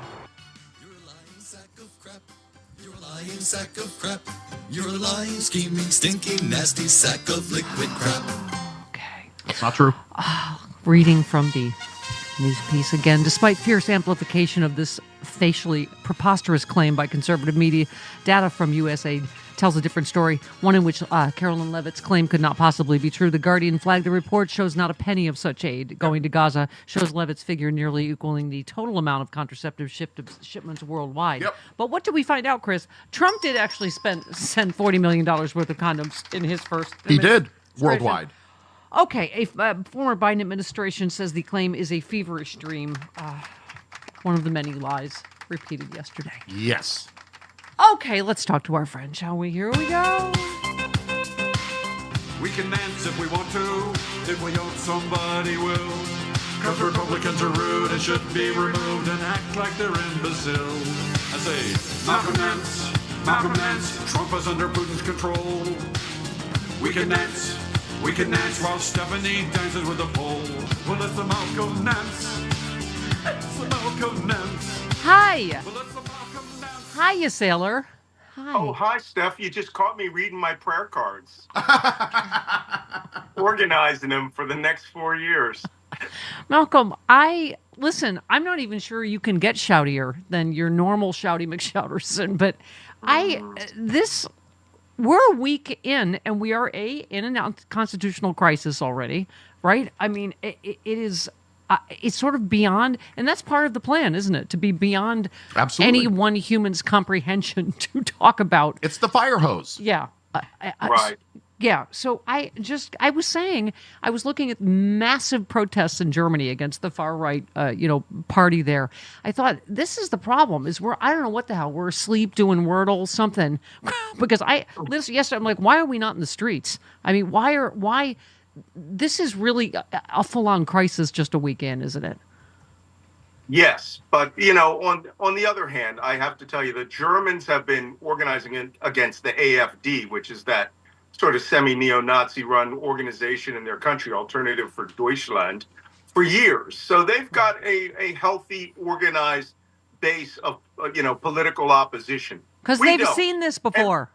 But the last time we did this with the Women's March in 2017, it fizzled out for the sole reason that there are a lot of people in the Democratic Party who all want their little silos and will not work together. It goes with podcasters. It goes with people who are on Twitter and Blue Sky, and they're all shouting, subscribe to me, but no one is working as a unified organization. Now, maybe that will resolve itself. I'm working with people trying to get this, to start creating a resistance command in this country. But I'm going to reserve that extra shouty piece this week, certainly in my Substack, because I've been pretty shouty in my Substacks this week, up to the Democratic Party leadership. And I am speaking to them right now. Chris and I have been talking about this all morning. We've been talking about this all morning. I know. But we have to have a 24/7 war room to knock down a quick reaction to all of these Substacks and podcasts, all of it, because like we were saying, to have a sleepy news conference 48 hours later, it's not cutting it. Nope. Not at all. Yeah, and you know what? To tell you the truth, even a war room, I saw the Harris war room. All of these guys were really quick and fast. The problem is that you're playing by rules that have gone out now a decade ago. Yep. You're coming up and you're trying to go through civility at a time of outrage. You need to raise your voice, and the first words out of your mouth when they lie about the Constitution is, you are a liar. Not, oh, you're misleading us, or you're masticating the truth, or you're having a hard time getting down that. No. Call them the liars. By the way, they are. I've seen you echoing our other good friend Michael Steele. I mean, and what does it say to us? Someone that's still a Republican is trying to blow the clarion, to Democrats that you've got to fight differently. That screw this. What do you want to call it? Civility, or whatever. The three biggest voices this week, calling on the Democrats to fight were Rick Wilson, former Republican. Michael Steele, former Republican. Joe Walsh, former Republican. Yeah. Somebody explain to me why in the Democratic Party it's not about getting a war room. It's about organizing yourselves as a caucus to oppose them as the opposing party. No more votes alongside of them with comedy and peacefulness and bipartisanship. Zero. Stop that. We should point out, Donald, for major projects. Why are we accommodating them and making it look like their craziness is bipartisan? Right. By the way, we should point out he said comedy, as in COMITY. We're not for that, but comedy is comedy COMEDY is going to be essential. Yes. Okay, just wanted to point that out. Sounds very similar. Yesterday's constitutional crisis brought to you by Trump ordered a freeze on potentially trillions of dollars in federal funding to Americans, impacting everything from education grants to small business loans, sparking accusations he is violating the Constitution. That reporting right there. It's not an accusation. He's violating the Constitution. Right? This is not an opinion. The aggressive shakeup also aimed at making sure that the federal spending programs and government employees support his right-wing political goals. A senior Trump administration official told reporters the funding stoppage was a tool to enforce compliance. This is the definition of fascism. Yeah. This is programs that did not conflict with Trump would see their funding continue. Senator Patty Murray said it is a brazen and illegal move. The law is the law. Trump must immediately reverse course, follow the requirements of the law, ensure the nation's spending laws are implemented as Congress intended. That's the way our Constitution is written. So now, here we are. We're going to see what happens with this judge on Monday. So the freeze is, she obviously put a freeze on this until Monday. For 5 days. Right. Yeah, love Patty Murray. Okay, but that's still too many words in the sentence, in the statement that she wanted. The first thing they should have said was, how is there not 213, I think that's what we have, 213 emergency press conferences to say, this is unconstitutional. This is against the law. He is working outside of the law. Congress controls the money, not this wannabe petty tyrant. See, that wasn't so hard. Take notes. I give you my permission to use it that way. Right. Politics Girl said the same thing just a few days ago. Even though she's been cowed back on CNN, we have got to stand up and speak in plain language. Now, here's your orders for your audience. You all need to call your representatives and tell them to fight. Get up and fight, all right? Not in long speeches or memos or letters of censure or declaration of malfeasance. Tell them you need to go in there and tell them to stop, fight. It's unconstitutional. We're getting run over. And here's the problem, okay? I'm afraid to say it, but I'm very good at predicting bad things that happen down there. Adolf Hitler, in my latest Substack, I have a video in there. Adolf Hitler ended democracy in 53 days. We're on track to doing it in less than 2 weeks. Yeah. And this is not a joke. You need to wake everybody up. This isn't about being woke. This is about being awoken to the dangers to this nation. Yeah. Yeah. That's all I got until you ask me another crazy question that makes me really angry. And here it comes. Oh, jeez. No, Chris and I made the same point off the top of the show. Listen, it's not that, Chuck Schumer, Dick Durbin, they aren't saying the right things, Malcolm, but, again, it's not chronological age. Right. It's the There's no urgency. It's the, fierce urgency that you always speak with. And, the AOCs and the Jasmine Crockett's tend to have it. Right. And Schumer's just here saying, this is an outrage. It's like, that's come on. Two of them. Because they're playing by the old rules. Yeah. How are they not upset by this? All right. I have one other person that I would like to discuss with. By the way, let me take a sip of my coffee so I can calm down. Triple, quadruple espressos. You always seem over-caffeinated. It doesn't matter. No, I'm not caffeinated enough, apparently. I always expect someone to come in and tell you to switch to decaf. Just Malcolm. I am calling right now, okay, as a career military and intelligence professional, a lifelong patriot, a son of Philadelphia. I am begging Kamala Harris to stand up and lead this opposition. Do it now. If you love this country and you loved it 3 months ago when you ran for president, take charge, move out, get this show on the road, and make statements. Don't settle back in your retirement. We don't have time for this. Yeah. See, she's a better person than I. Oh. I just say all y'all. No, there's no time for better people. I know. I understand. There is no time for better people than our better angels. What he's trying to do. Our better angels were killed on November 6th. Exactly. Yeah. I mean, what else does he have to do? Release violent insurrectionists that tried to overthrow the United States government. Fire every inspector general without cause and without notice to Congress. Freeze. I mean, look at a wide range of organizations and agencies that depend on federal health department funds say they've been locked out of the online system responsible for tracking and depositing their money. These include state Medicaid programs, which have been unable to log on to the portal run by the HHS. My staff has confirmed reports that Medicaid portals are down in all 50 states following last night's federal funding freeze. This is a blatant attempt to rip health care away from millions of Americans overnight and will get people killed, said Ron Wyden. Brian Schott said multiple states locked out of the Medicaid portal. This is a Trump shutdown, except this time it's unlawful. Again, this is going to hit red states even worse. This is going to hit Trump voters. I mean, we're already seeing, Malcolm, Latinos for Trump saying, oh, I thought he was only going to deport criminals. At least half of the people so far, they weren't criminals, except that they didn't come through a port of entry, right? On and on. I mean, all of the people going, I don't understand. Why is my insulin $800 now? 3 weeks ago, it was $35. I mean, I don't know what to say, but it does seem like people.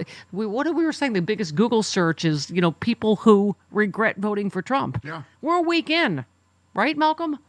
Yeah, you know what? But this is the worst kind of Schadenfreude, right? Yeah. We all revel in seeing the pain of some people, but this is the pain of a lot of people. All right? I mean, by the way, Talking Points memo reported today that OPM, the Office of Personnel Management, is being run by Elon Musk, and he just tried that trick he did with Tesla, sending a memo to 2 million employees asking them to resign. Uh-oh. Oh, no. See, is that a coincidence? I'm not a conspiracy theorist. Really? Right when Malcolm's saying something? He's frozen. He is frozen. Uh-oh. Uh-oh. Should we... Oh, wow. He looks really mad when he's frozen, too. Okay. Yeah, it's not us. We're yeah. Oh, wait, he's back. All right, go I'm ahead. back. Well, I'm not frozen. You're frozen. Okay. All right, go ahead. It was government shutdown. That's it. Oh, this is what I'm saying. Damn. It's not us because our. I know, right? Our internet's working. All right, Malcolm, we're going to wait once. You look super handsome, though, in that particular... Oh, he looks like he's kissing you. He does. Mwah. I love you, too. Okay. This sucks. See? Right when we're getting emergency warning. Okay, you're back. Quick, finish up. All right, quick, finish up. Go ahead. Really? Okay.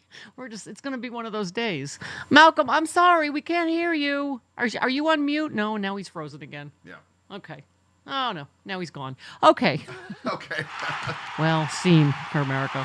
Yeah. That's like when you feel like your plane's going down and the microphone, like, it's going to be important for you to, if you all want to stay alive. Oh, hi, you're back. Okay, finish up, quick. Matter of leadership. That's all this is about. Let's push our leaders to leading. Okay. Yes. If you want to stay alive. There, we got the message. Thank you. Love you, Malcolm. I think the Russians are jamming us. I think you're right. 48 minutes after the hour. Coffee with Carlos coming up. Stephanie. Hi, Glenn. Good morning, Steph. Wow. Did we miss you at DC Sexy Liberal? I tell you what, with Harry Dunn and Olivia Troy and JoJo from Jurors. But, man, I even for someone like you that, is so plugging to this, these 4 days are just the longest, most awful 4 days, I think, practically in our country's history. It's almost extraordinary, the wreckage that he's created already.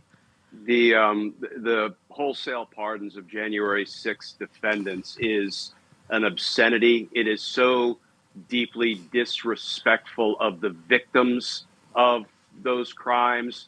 And I don't just mean the 140 police officers. Everybody in the Capitol that day who was trying to certify the election's results is a victim. The American people are the victim because these folks tried to end our democracy. And can I just talk about one defendant in particular, because this highlights some of the damage Donald Trump is doing to America. A guy named Daniel Ball. He is a defendant who was convicted. Here's what he was convicted of. He worked with rioters to violently push against police outside the Lower West Terrace entrance. And when their efforts failed, he threw an explosive device into the entrance and it detonated on 25 officers. He was pardoned on Tuesday. And guess what, Steph? He was arrested on Wednesday on federal firearms charges, not to mention he's got priors for domestic violence, battery by strangulation, and battering resisting law enforcement officers with violence. Donald Trump is not making America great again. He is making America dangerous again, and he's doing it intentionally and knowingly. Yeah, by the way, he's always accusing other countries of emptying their violent criminal, jails out. Guess who's the only country doing that? Us. Yeah. Emptying violent criminals out into our streets. Mexico's going to build a wall to keep us out. Yeah. I know. Did you see yesterday? A reporter asked him, one of these defendants you just pardoned, stuck a officer in the neck with a stun gun. And Trump's like, oh, I didn't know that. We'll look into that. I don't know. I'm like, you saw the reporting. He just said, F it. Just release them all. Yeah. Like, this is what this is going to be like. Just pure chaos. I mean, it's a recruiting tool, Steph. This is a recruiting tool for Donald Trump. Next time he intends to engage in lawlessness, all of these people are already standing back and standing by and will be this ugly, violent militia ready to answer his criminal call again. It's no secret what he's doing. Now, it was almost too much pleasure for me all at once. You on Nicole Wallace yesterday. Okay. Nicole, that's my jam. But I have to, so you wrote a piece. I don't think I've ever disagreed with you. And if I were straight and you weren't married, we would have such great makeup sex about this piece. Oh my God. Stop it. Okay. I understand as a person of the law, but your point and Adam Schiff's point about pardons. But you wrote a piece about it. You said you can be sure Trump will follow Biden's preemptive pardons precedent. Well, he was going to anyway. Would be my point. I understand your point. If we still lived in a world of law and order and not complete lawlessness, right? But I just thought I wanted to ask you because I don't know if you saw it yesterday. Trump pretty much implied that he might target Biden. I mean, to me proves Biden's point entirely. Yeah. So you said Biden's pardoning the innocent could spark a democracy-damaging cycle of pardons by Trump and presidents to come. I think he was going to do this anyway, and I know what you mean. Like, where do we go now? We're in a completely... But you just said Biden's pardon will provide only limited protection. The pardon can still be nefariously audited. They can be criminally investigated, even if they can't be prosecuted. They can be dragged before Congress. I get your point that they will still... That he is so vindictive. He will still try to make people's lives... I was surprised. You said he could order officials to summarily and unlawfully detain Liz Cheney, for example, and Trump couldn't be prosecuted for said unlawful decision. I mean, that's how lawless a territory we're in, right? With you're talking about his immunity that the Supreme Court has given him. Stephanie Miller.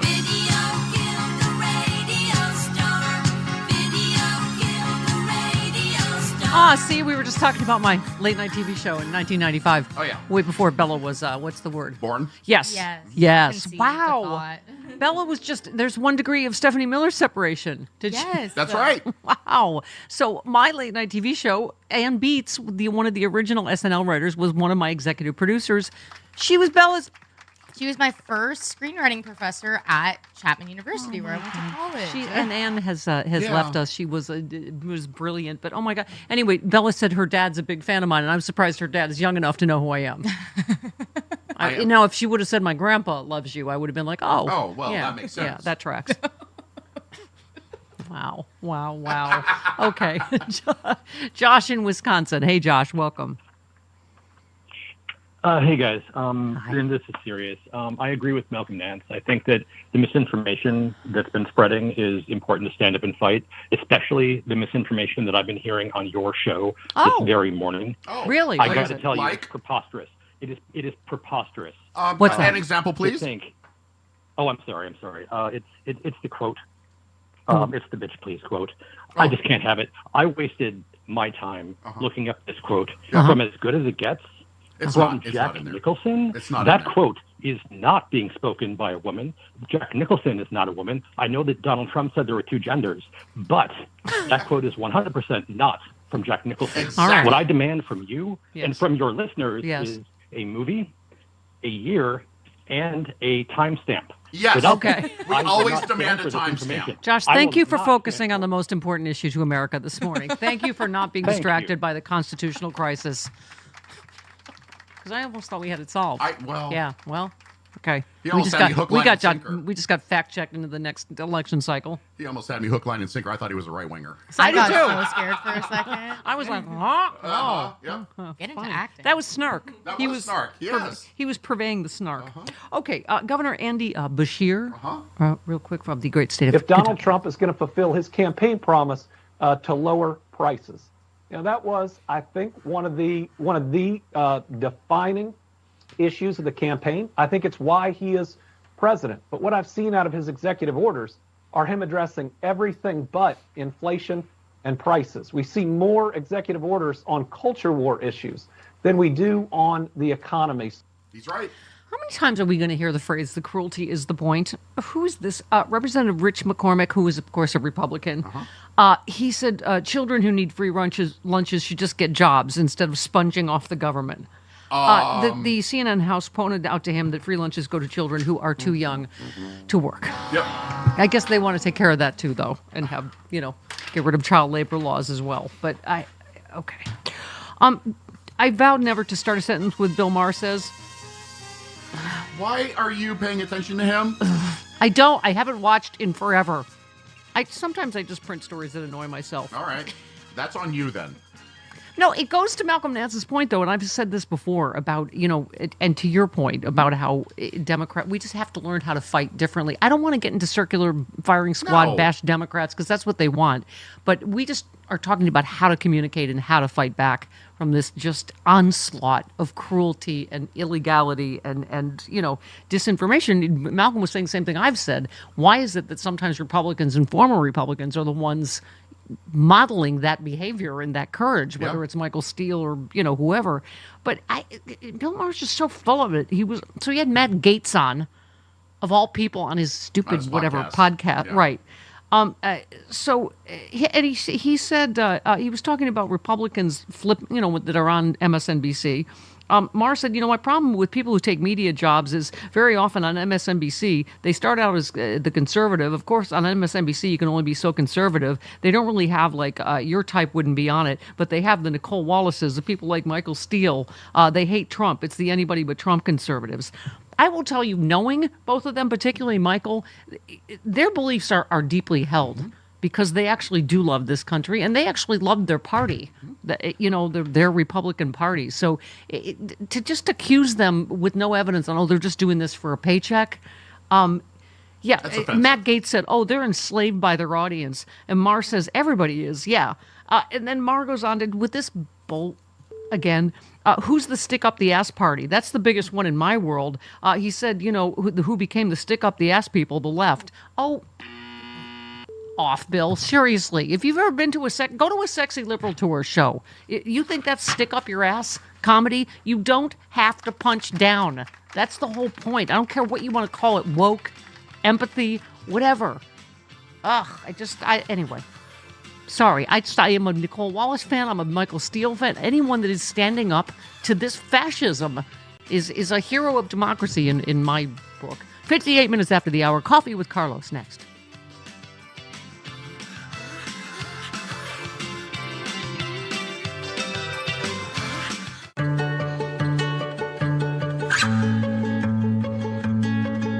I feel like her heartbeat is same speed as mine, and I think we have this deep connection, this heart connection in her heart, that there's room for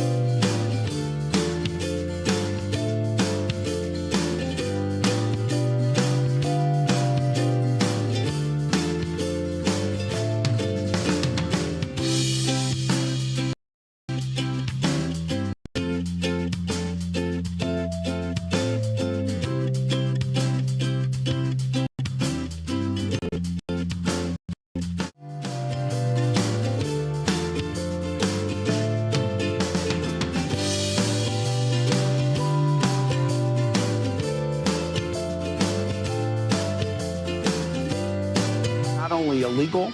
It's not only chaotic and damaging to Virginians, it's betraying a deep insecurity, and let me explain why. The president has 2 Republican houses. If he wants to cut the budget, he's got majorities in both houses. Right. He could just work with them to do it the lawful way.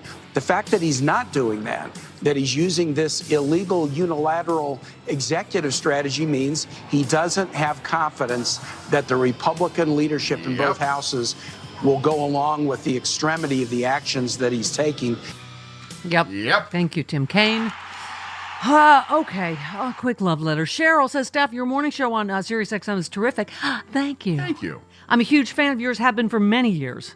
That seems to be the theme. Bella's dad. So Big many fan. years. Many years. Shut up, Carlos. You're not here yet. Anyway, after finding you and Thom Hartmann again on SiriusXM Progressive, this time is skewing. Am I saying that right? Most cable news, except for when Rachel Maddow was on, or Nicole Wallace, or Michael Steele. See? Okay. I'll go back to MSNBC for a quickie. Never CNS unless it's Jim Acosta. Telling you, MSNBC, you need to hire Jim Acosta by sundown today. Do it. Acosta Miller. Okay. Listen, Nicole Wallace, because this is my grandma's time frame now. Nicole Wallace is my, right? I love Joy and Rachel and Lawrence. They're on too late, so you need to watch them. I watch clips, report back to Mama. I've got the Nicole Wallace thing covered. Jim Acosta, hire him in place of Morning Joe. Do it, MSNBC. Okay. Now you're here. Now you're here. That's good coffee. I take it black, like my man. Coffee with Carlos sells Rocky. I'll have a Zimbabwe latte. I'll have a Kenya cappuccino. Jim never has a second cup of coffee at home. Mountain-grown coffee. Carlos sells Rocky. I was going to make espresso. Handpicked by Juan Valdez. Coffee with Carlos. Good to the last drop. Hola, Carlos. Hola, you know it's no longer handpicked by Juan Valdez. He got deported. We have to change the song. That's funny. Change the jingle. Yeah, okay. The jingle's changed. Juan is gone. It's called Juan is Gone. That's my program. Once they're done, it's called Juan is Gone. Juan gone, is that what I say? That's an old reference. Uh-huh. What do we call nostalgia music? Just old person music. Nostalgia music. Yeah, it's in there somewhere. NOS. Okay, Yeah. Carlos, I just wanted you to feel as ancient as I do. We become like the cast of Cocoon. She doesn't even get that reference because you just met 22-year-old Bella, who just graduated from Chapman College. Yes.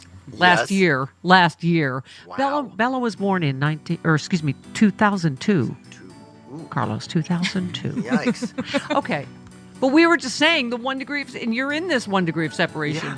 So you were one of the irregular regulars, one of my sketch players on my late night TV show in 1995, long before Bella was born. Or even a thought. One of our executive producers was Ann Beats, one of the original writers on the original Saturday Night Live. Mm-hmm. Yeah. She was Bella's screenwriting professor at Chapman College that she just graduated from last year. Chapman University. Yeah. Chapman University, right. Yeah, it was. It's like what do you think of that, Grandpa? Yeah. It's like we were friends with Dumbledore, and Hermione was like, I took lessons from him. No, it's just, but she was saying she never got to meet Anne in person because it was COVID. Yeah, so it was COVID. Yeah, she did remote, but and Anne has passed, sadly. Yeah. But that was an incredible time. You were talking about Tom Frickman and our writers, Mike Dugan and Schlichter. Tom Hertz. And, Margaret Hertz. Smith. And all of them were wonderful. Salt and Pepper. Yeah, we had a great staff. Yeah, we did. So it must have been someone else's fault that it got. Stephanie Miller. Oh, perhaps. Yeah. That ship went down. I think it was the telephones on tables that just. That was it. Telephones on tables. That might have been a bit much. Especially because they had to go. That was TV executives going, we love your radio show. Don't do anything like that. Let's try to make it look like that, but not like that. Or they maybe just like Danny Bonaducci a little better. It could have been in the he halfway. He got canceled too. Anyway. Could have been the druggy halfway house crowd behind you, just sleeping. Oh, the people they had to pay to come watch. Yeah. Okay, listen, Carlos, let's move on. Such a successful show. Let's move on to our current crisis and not crises from the 90s before Bella was born. We would have torn that apart like we did the OJ trial. You played Barry Scheck, as I recall. I played Barry Scheck, and I've come to know Cato Kalin through working out at the health club and things like that. So that came full Karen circle Murayama as well. from the Groundlings was a fantastic Judge Ito. Yes, and James Wesley Stevens III. We did Money Train with Bill Cosby and Woody Allen. All right. I don't like getting on the trains. And I, of course, was Marsha Clark. Okay. Yes. All right. Let's move on, shall we, Grampy? Yeah, let's move on. Because now we are part of the elderly people not getting Meals on Wheels because of Donald Trump. Carlos, okay. As we were saying, this was bad the last time, but now it is almost too much. I think we're trying to get liberal redneck on. Yep. He just sort of went through. It is literally, he was saying the same thing. It's hard to process everything that's happened in a week, and that's by design, right? Yeah, it is that kind of shock and awe thing. Yes. We're gonna that's his pummeling. We're gonna pummel them into submission so that they'll give up, and I think that's what they're counting on to make it so overwhelming. Here, I'm gonna sign a bunch of crap that's gonna hurt people and go golfing. Yeah, just spew it out. Yeah, and that's how he has sex. Just blah, blah, blah, blah. Who was it that I slept with? How much do I owe her? What happened? You don't think Melania's only there for the money? Okay. Oh, they revealed her official portrait yesterday, and it was not the Beeve shot that I was hoping for from the one where she's on the plane. Wasn't that one? Yeah. Yeah. Oh, they posed her exactly like Claire Underwood, like she's like on the desk with the Washington Monument behind her. Yeah. Yeah. She just had that Joan Crawford "Mommy Dearest." I said wire curtains, no more wire curtains. All right, Carlos, help us. Mommy. Help, Mommy. Yeah, because it's.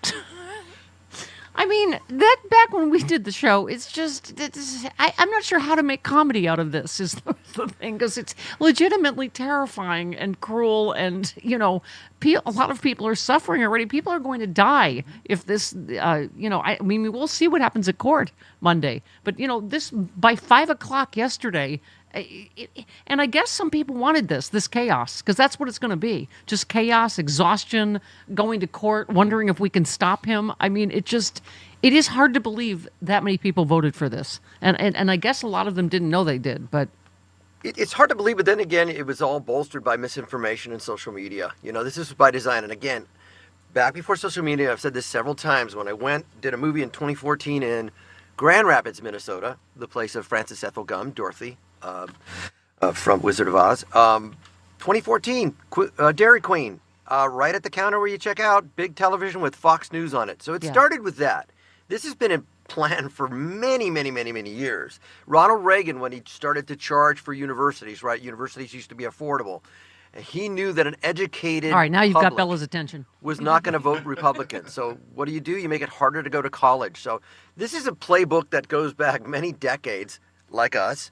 And so this is why it happened. When you say it's hard to believe that this many people voted for him, it is and it isn't, because it's by design. Yeah. Well, this is at a time when he's causing unimaginable pain and chaos. This was him. Wow, really good news. Jim Acosta, one of the worst and most dishonest reporters in journalistic history, a major sleazebag, has been relegated by CNN Big News to the midnight hour Death Valley because of extraordinarily bad ratings. He actually had the highest ratings on CNN, but okay. Yeah. And no talent. Word is he wants to quit. That'd be even better. Jim's a major loser who'll fail no matter where he ends up. Good luck, Jim. This is what he's going to spend every day doing, right? Yeah, every day. And when you look at that kind of behavior, and somebody says, I can't, I'm voting for Trump and people don't want to be my friend. That's why. There's something, you have leprosy of the soul. It's Thank just you. crumbling apart. I can't multiply by zero with these type of friends anymore. You get nothing from that relationship. Yeah. There's a hole in your heart and your soul if you think that person who just made that quote is a decent man. There's just no answer for that. And again, the Joe Rogans who are starting to backpedal. I'm not a Republican. Yeah. You were there. Yeah. You emboldened all this stuff to get money. Yeah. And so you've got Bobby you're Kennedy part sitting responsible for that. sitting there today, partially because of you. Yeah. Sitting there, All that possibly stuff. So, the head of Health and Human Services, this lunatic that even everyone in his family says is a complete lunatic and predator and just bad person. Yeah, it's not subjective to say that Donald Trump is stupid, dumb, evil, revengeful, spiteful. It's objective. It's right there. The evidence is there. We're not making anything up. He's a horrible, by the way, deranged sociopathic person. And this is what we say. We're talking about how Democrats need to fight because we are just in unprecedented times. And this is why I don't care what state John Fetterman is from. I don't get what he's doing. So he went on The View and said he believes the New York criminal trial against Trump was politically motivated. Sonny Hostin said, just for clarification, did you mean that the 34-count case in which Trump was found guilty of various financial crimes was politically motivated here in New York? I mean, anyone engaging at this point in both sides do it. And, so he told The View he had a positive meeting with Trump and found him to be kind and cordial. Has any human, let alone a Democrat, ever called Donald Trump kind? Yeah. That's like Thomas going to Orlok's castle and going, he sat me down by the fire and he offered me a glass of wine. It's Orlok. He's going to kill you and everybody. An evil person don't want can you act to work kindly. Thank you. We don't want you to work with fascists. They don't want to work with you. They don't want to be civil to you. You need to stop this autocracy. Like that. He commented on my shorts and hoodie. He said... He said, I like cotton. I said, I like cotton. We really got along. Someone said he's Kristen Sinema in a hoodie. I'm like, oh no. My God. Oh, no. It's the new Joe Manchin. That's what irks me. When people say that the trial was politically motivated, what was politically motivated was to not convict him after Ukraine call, not to convict him after January 6th. That was literally politically motivated because McConnell said, we're going to leave it to the courts. So that was actually what we needed to do. That was outside of political motivation. You told us to leave it to the courts. The political motivation came from your side that says we have no policy, we can't win an election, so politically we will not convict this guy. Yeah. That's where the politicization of Trump began with the Republicans. Right. I mean, I take his point. He went on to say, I'd make a pretty terrible... Because, there's speculation he's going to switch parties because he's going to Mar-a-Lago and sucking up to Trump. And, Joe Lieberman or whatever his name is. Douche. Joe Lieberman, douche. Joe Lieberman. He said I would make a pretty terrible Republican because, pro-choice, pro-really strong immigration, pro-LGBT. I don't think I'd be a good fit, so I'm not going to change my party. He said, he's also very pro-labor. He said, just look at my votes. Look at the things that I haven't changed in a way.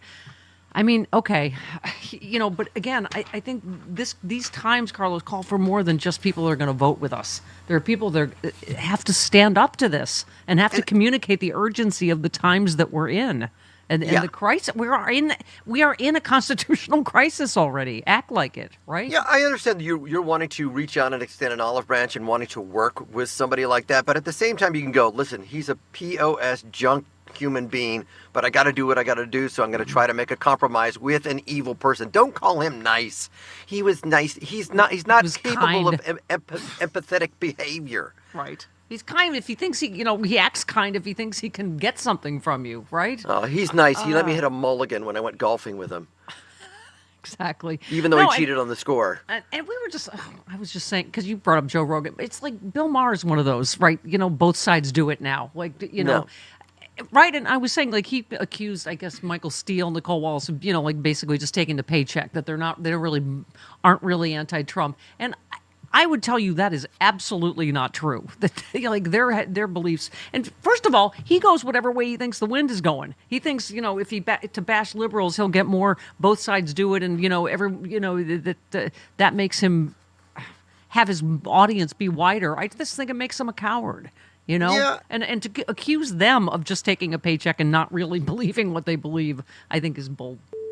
Yeah, because, again, if 10 more Republicans had the spine to stand up to Trump, none of this happens. The world is better. Think how much better the world would have been if Al Gore was president, if Hillary Clinton was president. And he's had people like Bobby Kennedy on, who's on today. Bill Maher, what would you call him? A vaccine, skeptic or, a COVID minimalist or whatever Bill Maher was. You know what I mean? It's just that's how we got here. We have Bobby Kennedy sitting here today, or even his family. Bill Maher was just grouchy about having to do his show at home instead of in front of a studio audience. Yeah. We heard about that every week. Yeah. We'd the whiny white millionaire whine about whatever. Anyway, so Carlos, whatever tips you can give us this hour, because you're one of the only people who can make me laugh while I'm crying.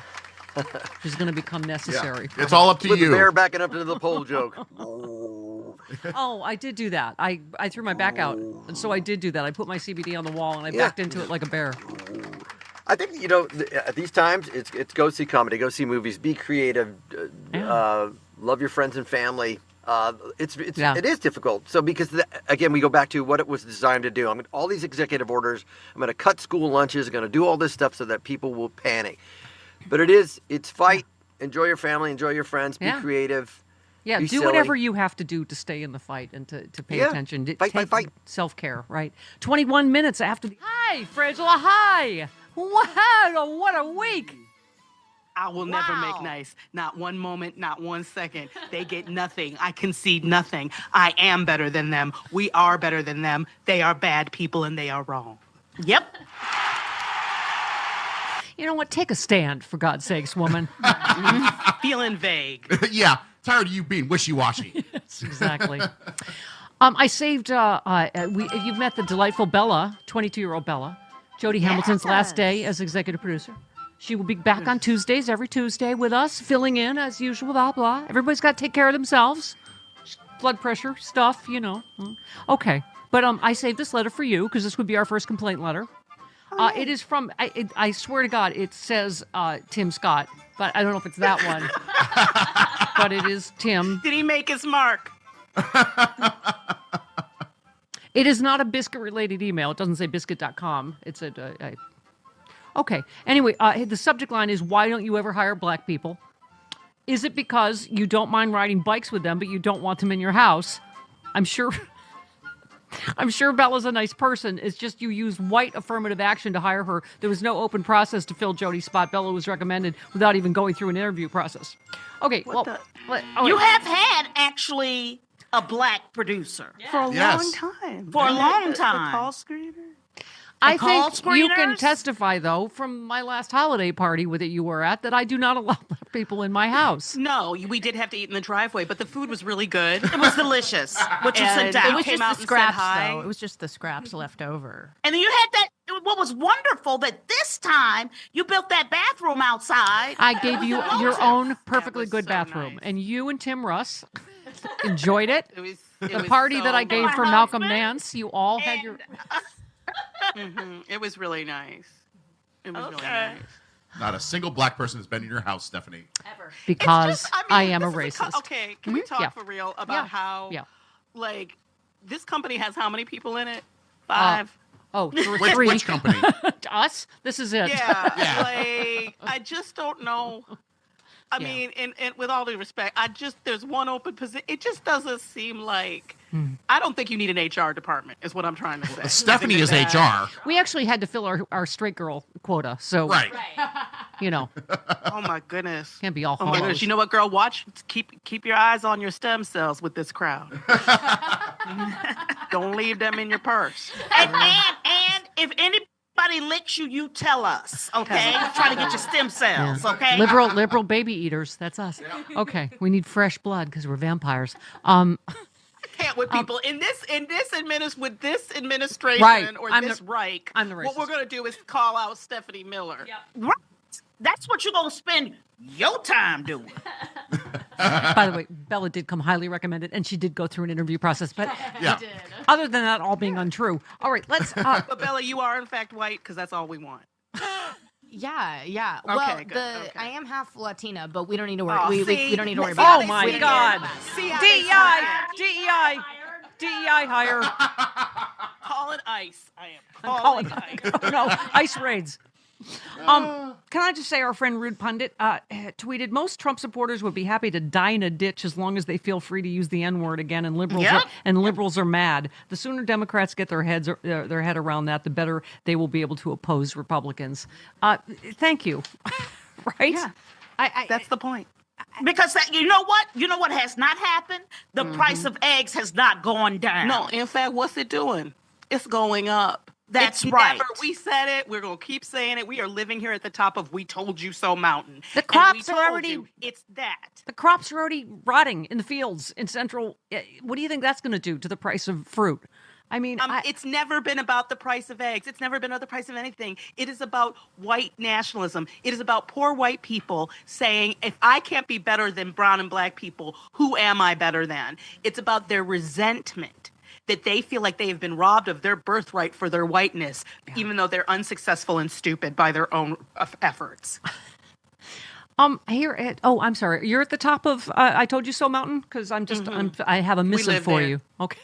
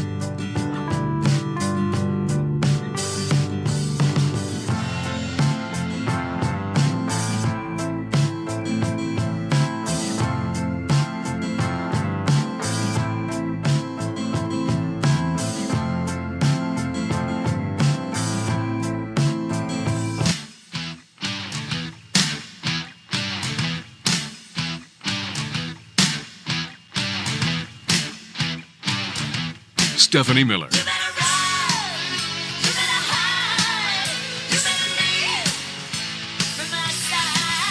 Yeah. What? Yeah. Getting to know Bella. She is from San Luis Obispo. Where my favorite college is, the California Polytechnic Institute at San Luis Obispo. I always felt terrible for those cheerleaders. Do they have cheerleaders, Bella? Yeah, they do. That's a long. Yeah. Did they lose the will to live halfway through? They're just like, go California Polytechnic. Cal Poly. Cal Poly. Oh, okay. Oh, is that the abbreviation? Yeah, Cal Poly's slow for sure. Yeah. All right. San Luis Obispo. Okay. Slow. They call it slow. Banana slugs, Santa Cruz. Is it near Santa Cruz? Banana slugs. Go banana slugs. Let's go slugs. That's how you shorten it. You say slugs. Let's go slugs. They're yellow, so you kind of already know they're a banana because they're yellow. So this headline, GOP senators say Trump should release the Jeffrey Epstein files, even if he's named in them. I'm like... Oh, yes. That ain't going to happen. Well, because he, did the other, released everything else. Right. Trump was friends with Epstein for years as a trove of photos and video clips. During a podcast last September, he said he would have no problem releasing the Epstein files. Do you feel like Republicans are just like, video? It doesn't matter? We already know what a complete pervy, adjudicated rapist he is, that it won't matter? And they're hoping they'll get some Democrats that are named in these. That's probably why. Yeah. If Republican senators are saying, release them, they're like, oh, everyone knows he's right? Yeah, you kind of already know he's a vampire and that he sucks people's blood. It's like nothing more is going to harm him. It's like, except the sun. Right. And a steak. But you're right. He may as well. He could literally, proverbially rape somebody on Fifth Avenue. One of the easiest and most effective ways to support FSTV is through a monthly donation. Consistent and sustaining support ensures a livable wage for all staff, keeps your favorite shows on the air, and provides the groundwork for creating innovative programming. With your support, you can help us shape the future of independent media. Join us today. Visit freespeech.org to learn more. Thank you.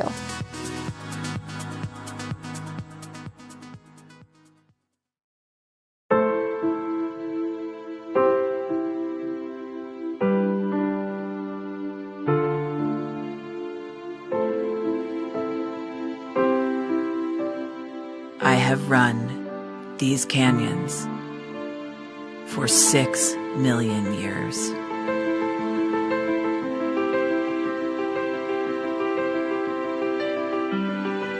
I have traveled from the Rocky Mountains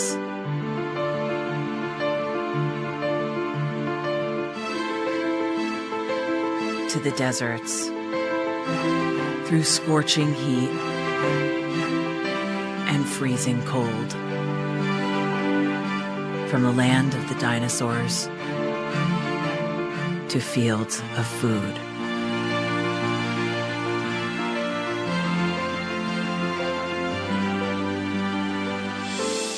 lend my hand to 7 states, 2 countries, 9 national parks, and 36 million people across an arid West.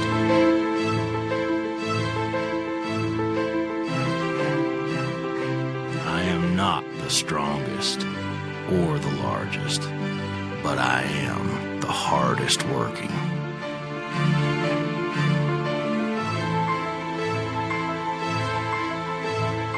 People love me. My playfulness, My beauty. my power.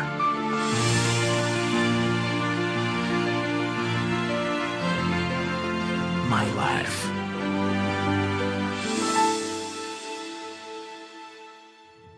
But I don't think I can offer any more. I am tired. I am tired, tapped, and tied. Of the hundreds of major rivers in the world, I am one of the few who no longer kisses the sea. Battles to harness my soul have been won and lost. Use me wisely, and I will sustain you. Use me like you have, and I will break. My name is Red. The Grand River Red. The American Nile. The Canyon Maker. I am the Colorado River. And I am the most endangered river in America.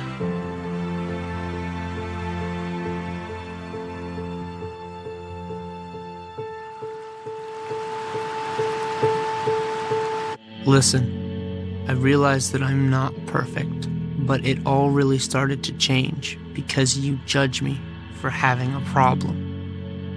No one is going to know that I need help. I need help. I know that no one is going to judge me for having a problem.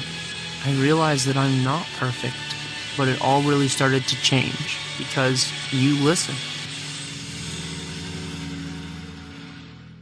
I'm Ashley Woodard Henderson, and you are watching Free Speech TV.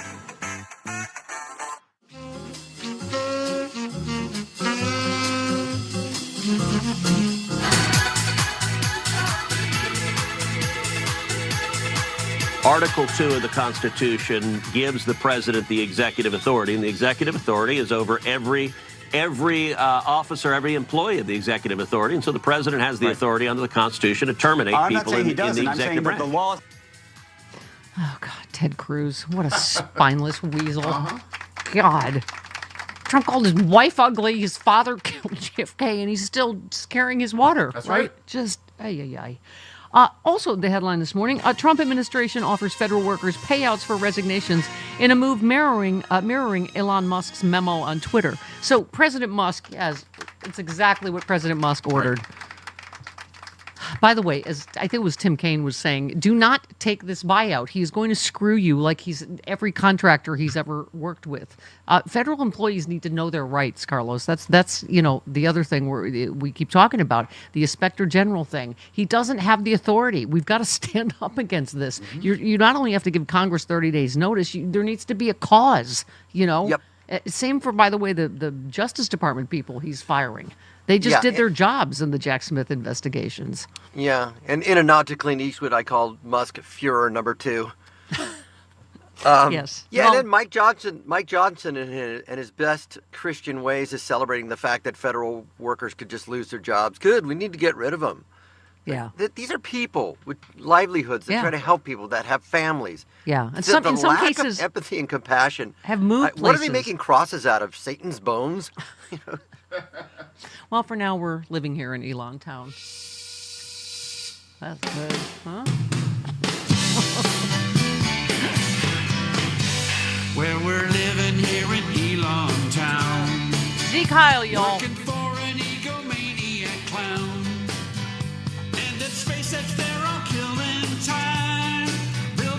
starships and Falcon 9s. Well, our boss, he likes to play Twitter war. Let all the Nazis back in the front door. And he's Vladimir Putin's big hoe. Dances with fascism slow. And we're worked to death in Elon Town. Thank you, Rocky Mountain Mike. Aw. Yeah, Bella hitting those cues, man. A lot better than I did. Yes. Young reflexes. Best 22, yep. Yes. Oh, God, more love for Bella. Good luck. David, so I love Bella as an addition to the show. Her quip about the name Bucky on some Monday show had me rolling, which wasn't the best thing since I was driving. We were mocking Buckley Carlson. Yeah. Oh, my God. Tucker Carlson's son. Talk about Bella's douche alarm went off. Buckley. He's going to be J.D. Vance's new press secretary. Yeah. I'm sure Buckley. I'm sure that wasn't a DEI hire. I'm sure he got that just based on qualifications, right? Absolutely. He sounds like a little kid that's trying to light the gardener's foot. Buckley, I hope you're not setting fire to Pablo again. But it's fun, Mommy. Buckley. Treat human beings better, not like your father or uncle or whatever he is.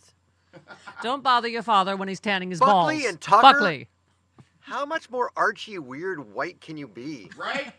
Hey, Buckley. Hey, Tucker. Let's go grab a soda. Aren't brown people How funny? many times do you think Mrs. Carlson has said, don't bother your father when he's tanning his balls, Buckley? Yeah. How many times have I told you? Where's my foil? Dad's got it underneath his balls. All right, Sherry in Maryland. Hello. Oh, God. You're on with Carlos. Hello. Hello. I want to talk about something that Rachel Maddow had on last night that's about what you're talking about. I've been talking about it for months, and Rachel finally pulled the curtain back. Donald Trump is the distraction. J.D. Vance is owned by Peter Thiel. Peter Thiel calls this man called Curtis Yarvin his guru. And Curtis Yarvin says the government is a corporation, and it's failed. And what do you do to a failed corporation? You delete it. He has a plan that he calls RAGE, retire all government employees. He was giving a speech. She pulled up that video of that quote. Yeah. And that is the problem. They said, and he also said, Americans need to get over their dictator phobia. Thank you. Because what is a CEO is a dictator, and we need to be run by a dictator. Yeah. Yeah, I mean, and that is J.D. Vance. Yeah, I mean, and Sherry, is right. Carlos, we were saying, like, I don't know if you saw the pictures, the massive protests in Germany, against the far right fascist party there, because they've seen this before. Yes, they've seen it play out. I mean, how many times have people posted the meme? First they came for the immigrants, and I said something because I read the rest of the poem. Like, what's this other meme going around? I can't believe that I actually am friends and family with people that I wouldn't tell them where Anne Frank is hiding. I mean, right? Yeah. And, we've seen it by removing all the guardrails that stand in the way piece by piece. It's also white replacement theory. That's what this whole is. You got to have babies. I don't care if you're 10 years old and you can't go across the state. You got to spit out that white baby because we're being replaced by brown. This is all a response to white flight and white fear. Yeah. All of this. Yeah. All these machinations. Yeah. I mean, which was the same with Hitler. Yeah. This is, oh God, there's a picture of, Italians belong to Italy. If you go to Buca di Beppo, there should be only Italian people eating there.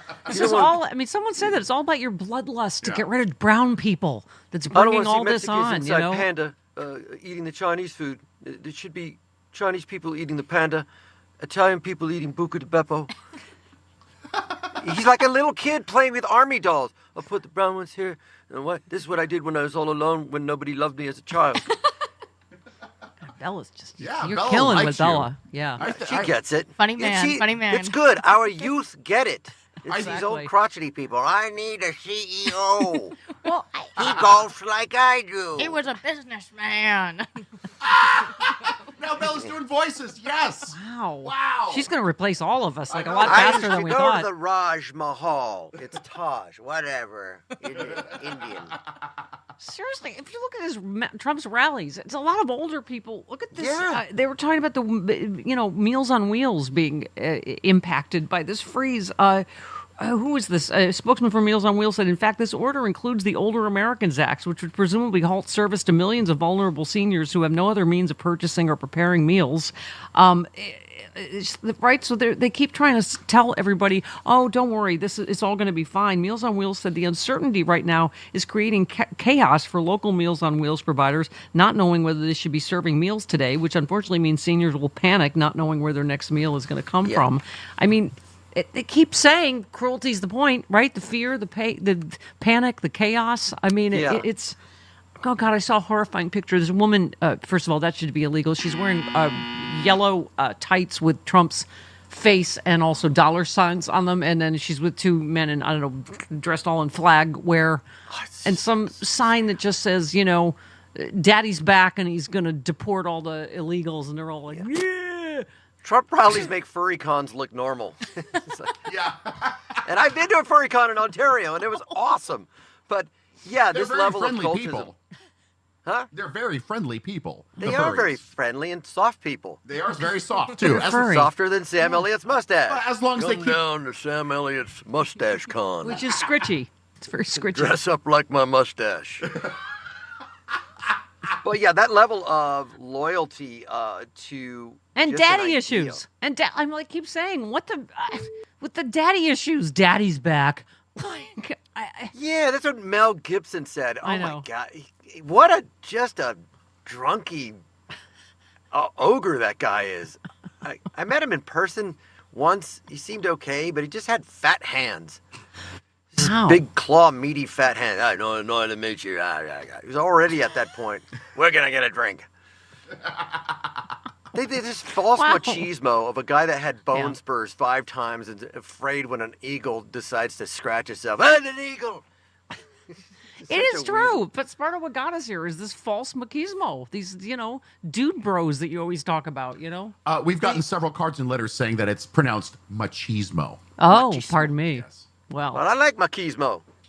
We don't know how to pronounce it because we're all a bunch of Chrysler machismo. We're all a bunch of feminazi soy boys over here. Yeah. It really is a straight white male fear that is driving all of this. And there was a guy being interviewed on a news program, it might have been CNN, who's denying school lunch programs now. That kids should work. And many of these kids are underage. They don't even work yet. Why would you cut food off from children that, how Christian is that? They're sponging off the government. It's like they're kids. What do you mean? Okay. So speaking of machismo, false machismo, yes. Is there a difference for them with doing that and sociopathy? Because I'm sorry, being an animal lover, of all the things Caroline Kennedy said, that he used to put live baby chickens and mice in a blender. Yeah. I mean, that is the hallmark of sociopaths, is they, killing and torturing animals, right? Musk, Kennedy, and Trump are the puppies that didn't get the teat. When they were just kicked out by the pile, and then they were like, "I'll show them." It's like I said, harpies is a word that Musk used to describe women who refused his offer to pay for sex. All right, they won't have sex with me. Later on, I'll call them harpies. They're young boys that weren't loved. Yeah, that's at its core. Yeah, I mean, we already played the audio of Caroline Kennedy, but calling him a predator, I mean, which I'm saying can confirm, because we kept hitting on me long after he knew I was gay. I mean, he's that guy. He doesn't take a hint. He's a bad guy. Okay. You could still grab them there, even if they don't want it. Yeah, he could stick a finger in that. Never mind. Okay. She cited his lack of experience, misinformed views on vaccines, personal attributes. She said he led other family members down the path of drug addiction. I mean, it just...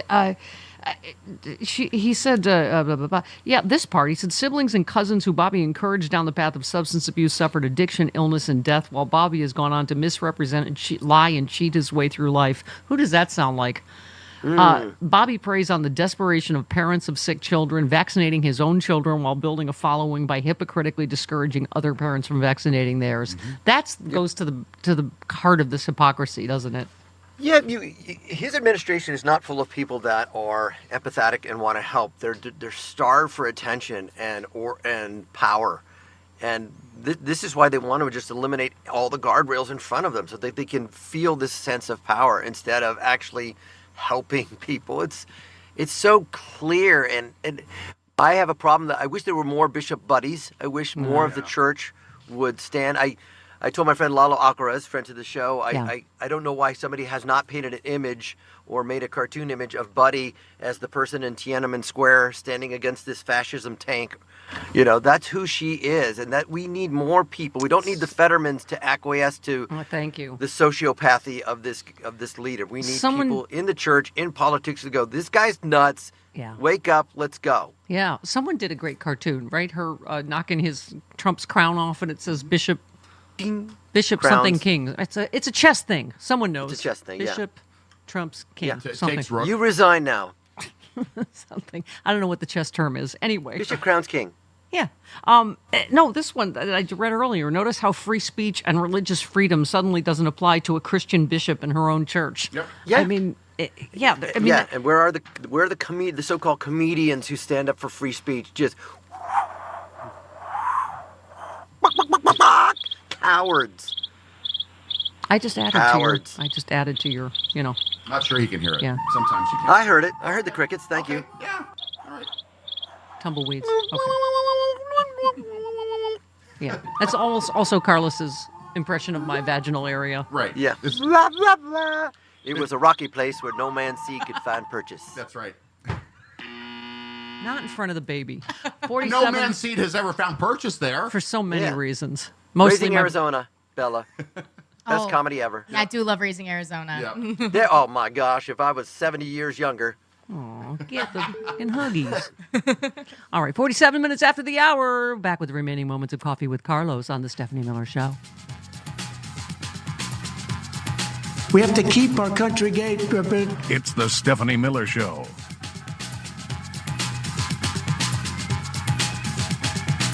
Brilliant psychologist and my best friend of 40 years, Dr. Wanda von Kleist is here. Hello, Dr. Wanda.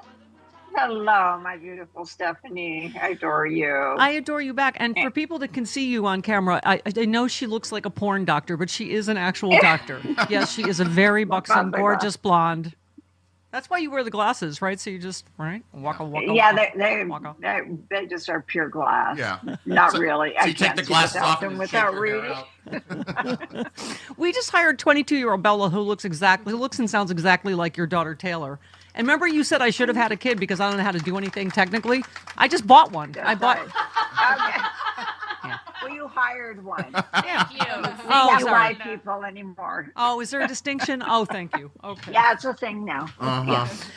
Dr. Wanda, I don't know if your business has gone through the roof, but this is 4 days in.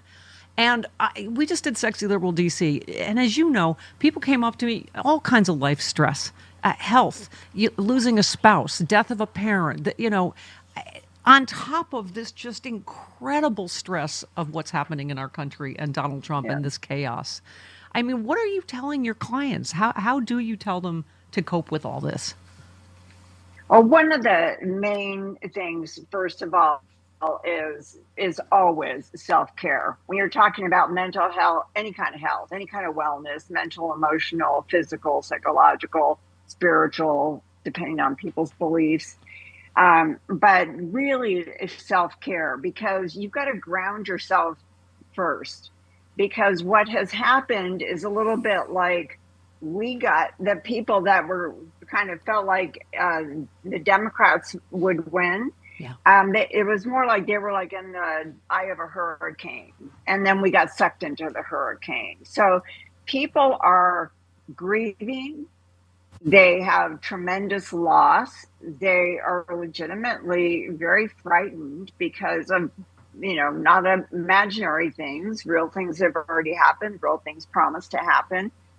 And so it really is shaking the foundation of a vast majority of Americans because they don't know what they have anymore. We actually don't know yet if we're going to continue to have a democracy republic, or if we're going to have a totalitarian. Right. So it's macro and micro stress. And I believe Absolutely. in self-care, except for people that work with me. I didn't mean you taking care of yourself. I meant other people. I figured. Yeah.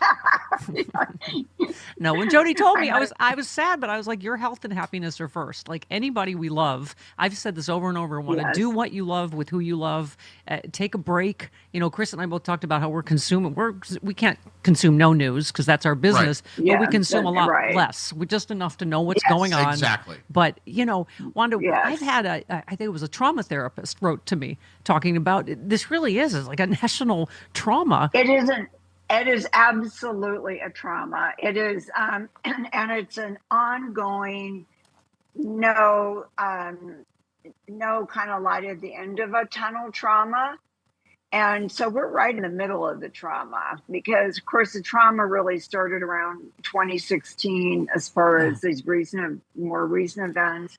But this is absolutely a trauma. And people think that trauma can only happen in wartime. Yeah. And that doesn't mean just military wars. People have said this feels like 9/11. It feels like COVID meets when the plane hit the second tower. Like, and the attack is coming from within the United States. And it's, I guess I keep saying it's like, dad divorce, mom divorce, good dad, and the abusive alcoholic, ex is coming back into the house. The child molester got custody of kids.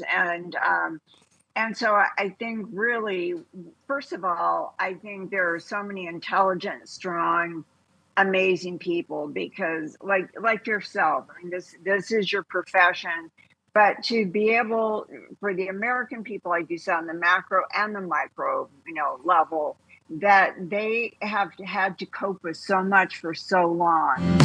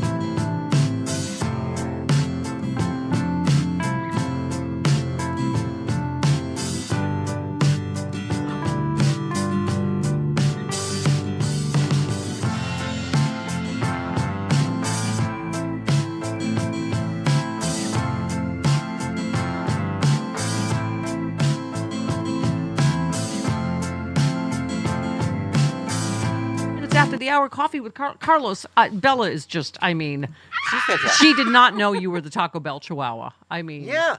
That is the Go best. Giants. Best news. Oh, I'm sorry. I just ruined it for her. What'd you say? She had all kinds of love for the Taco Bell Giants. Taco Bell Giants, Taco Bell dog, and I had to say, "Yo quiero San Francisco Giants," and now it's done. I know she's wearing her Dodgers cap. You're Giants. Yeah, but I'm glad. I'm glad that those types of things have reached people. I want to add before we went this confusion about Elon Musk's hand gesture. I put it on Threads if you want to check it out. But basically.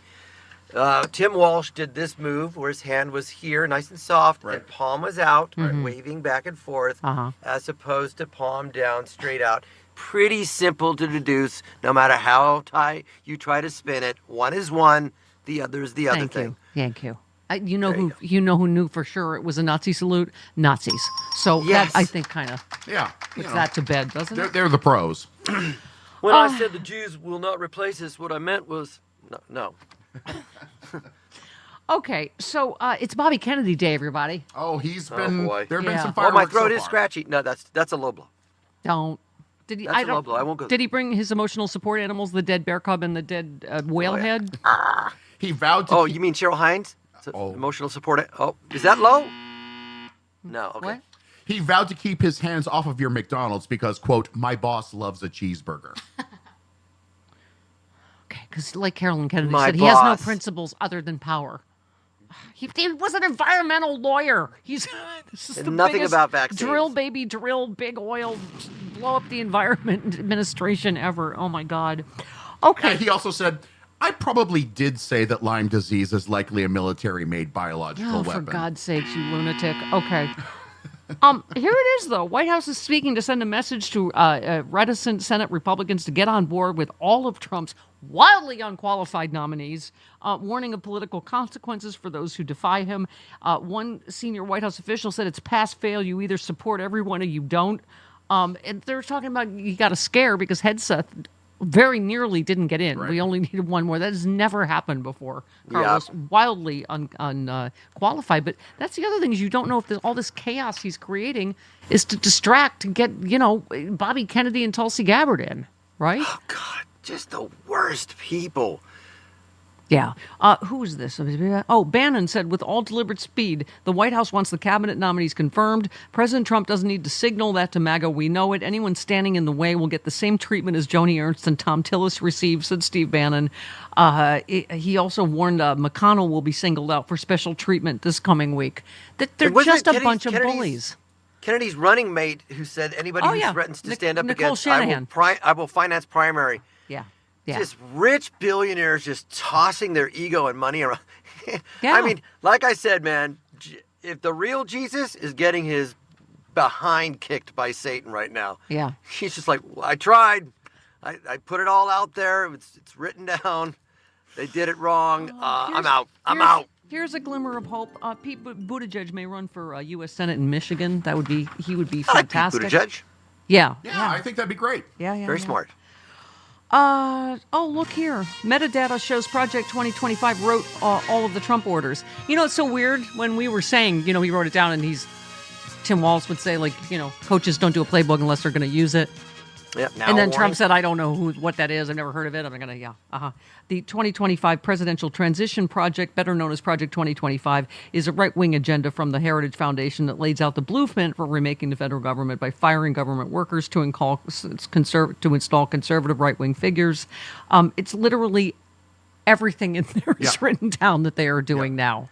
What we need is a human Satan to distribute our brand of Christianity. I've got it. Trump. It's true. They warned of the Antichrist for how long, and then when he shows up, they buy a Bible from him. I don't. Yep. I Broadcast news. He's going to show up with blonde hair. He's going to be charming. All right. We love you, Carlos. I mean, Bella particularly loves Nice to meet you, Carlos. Bella.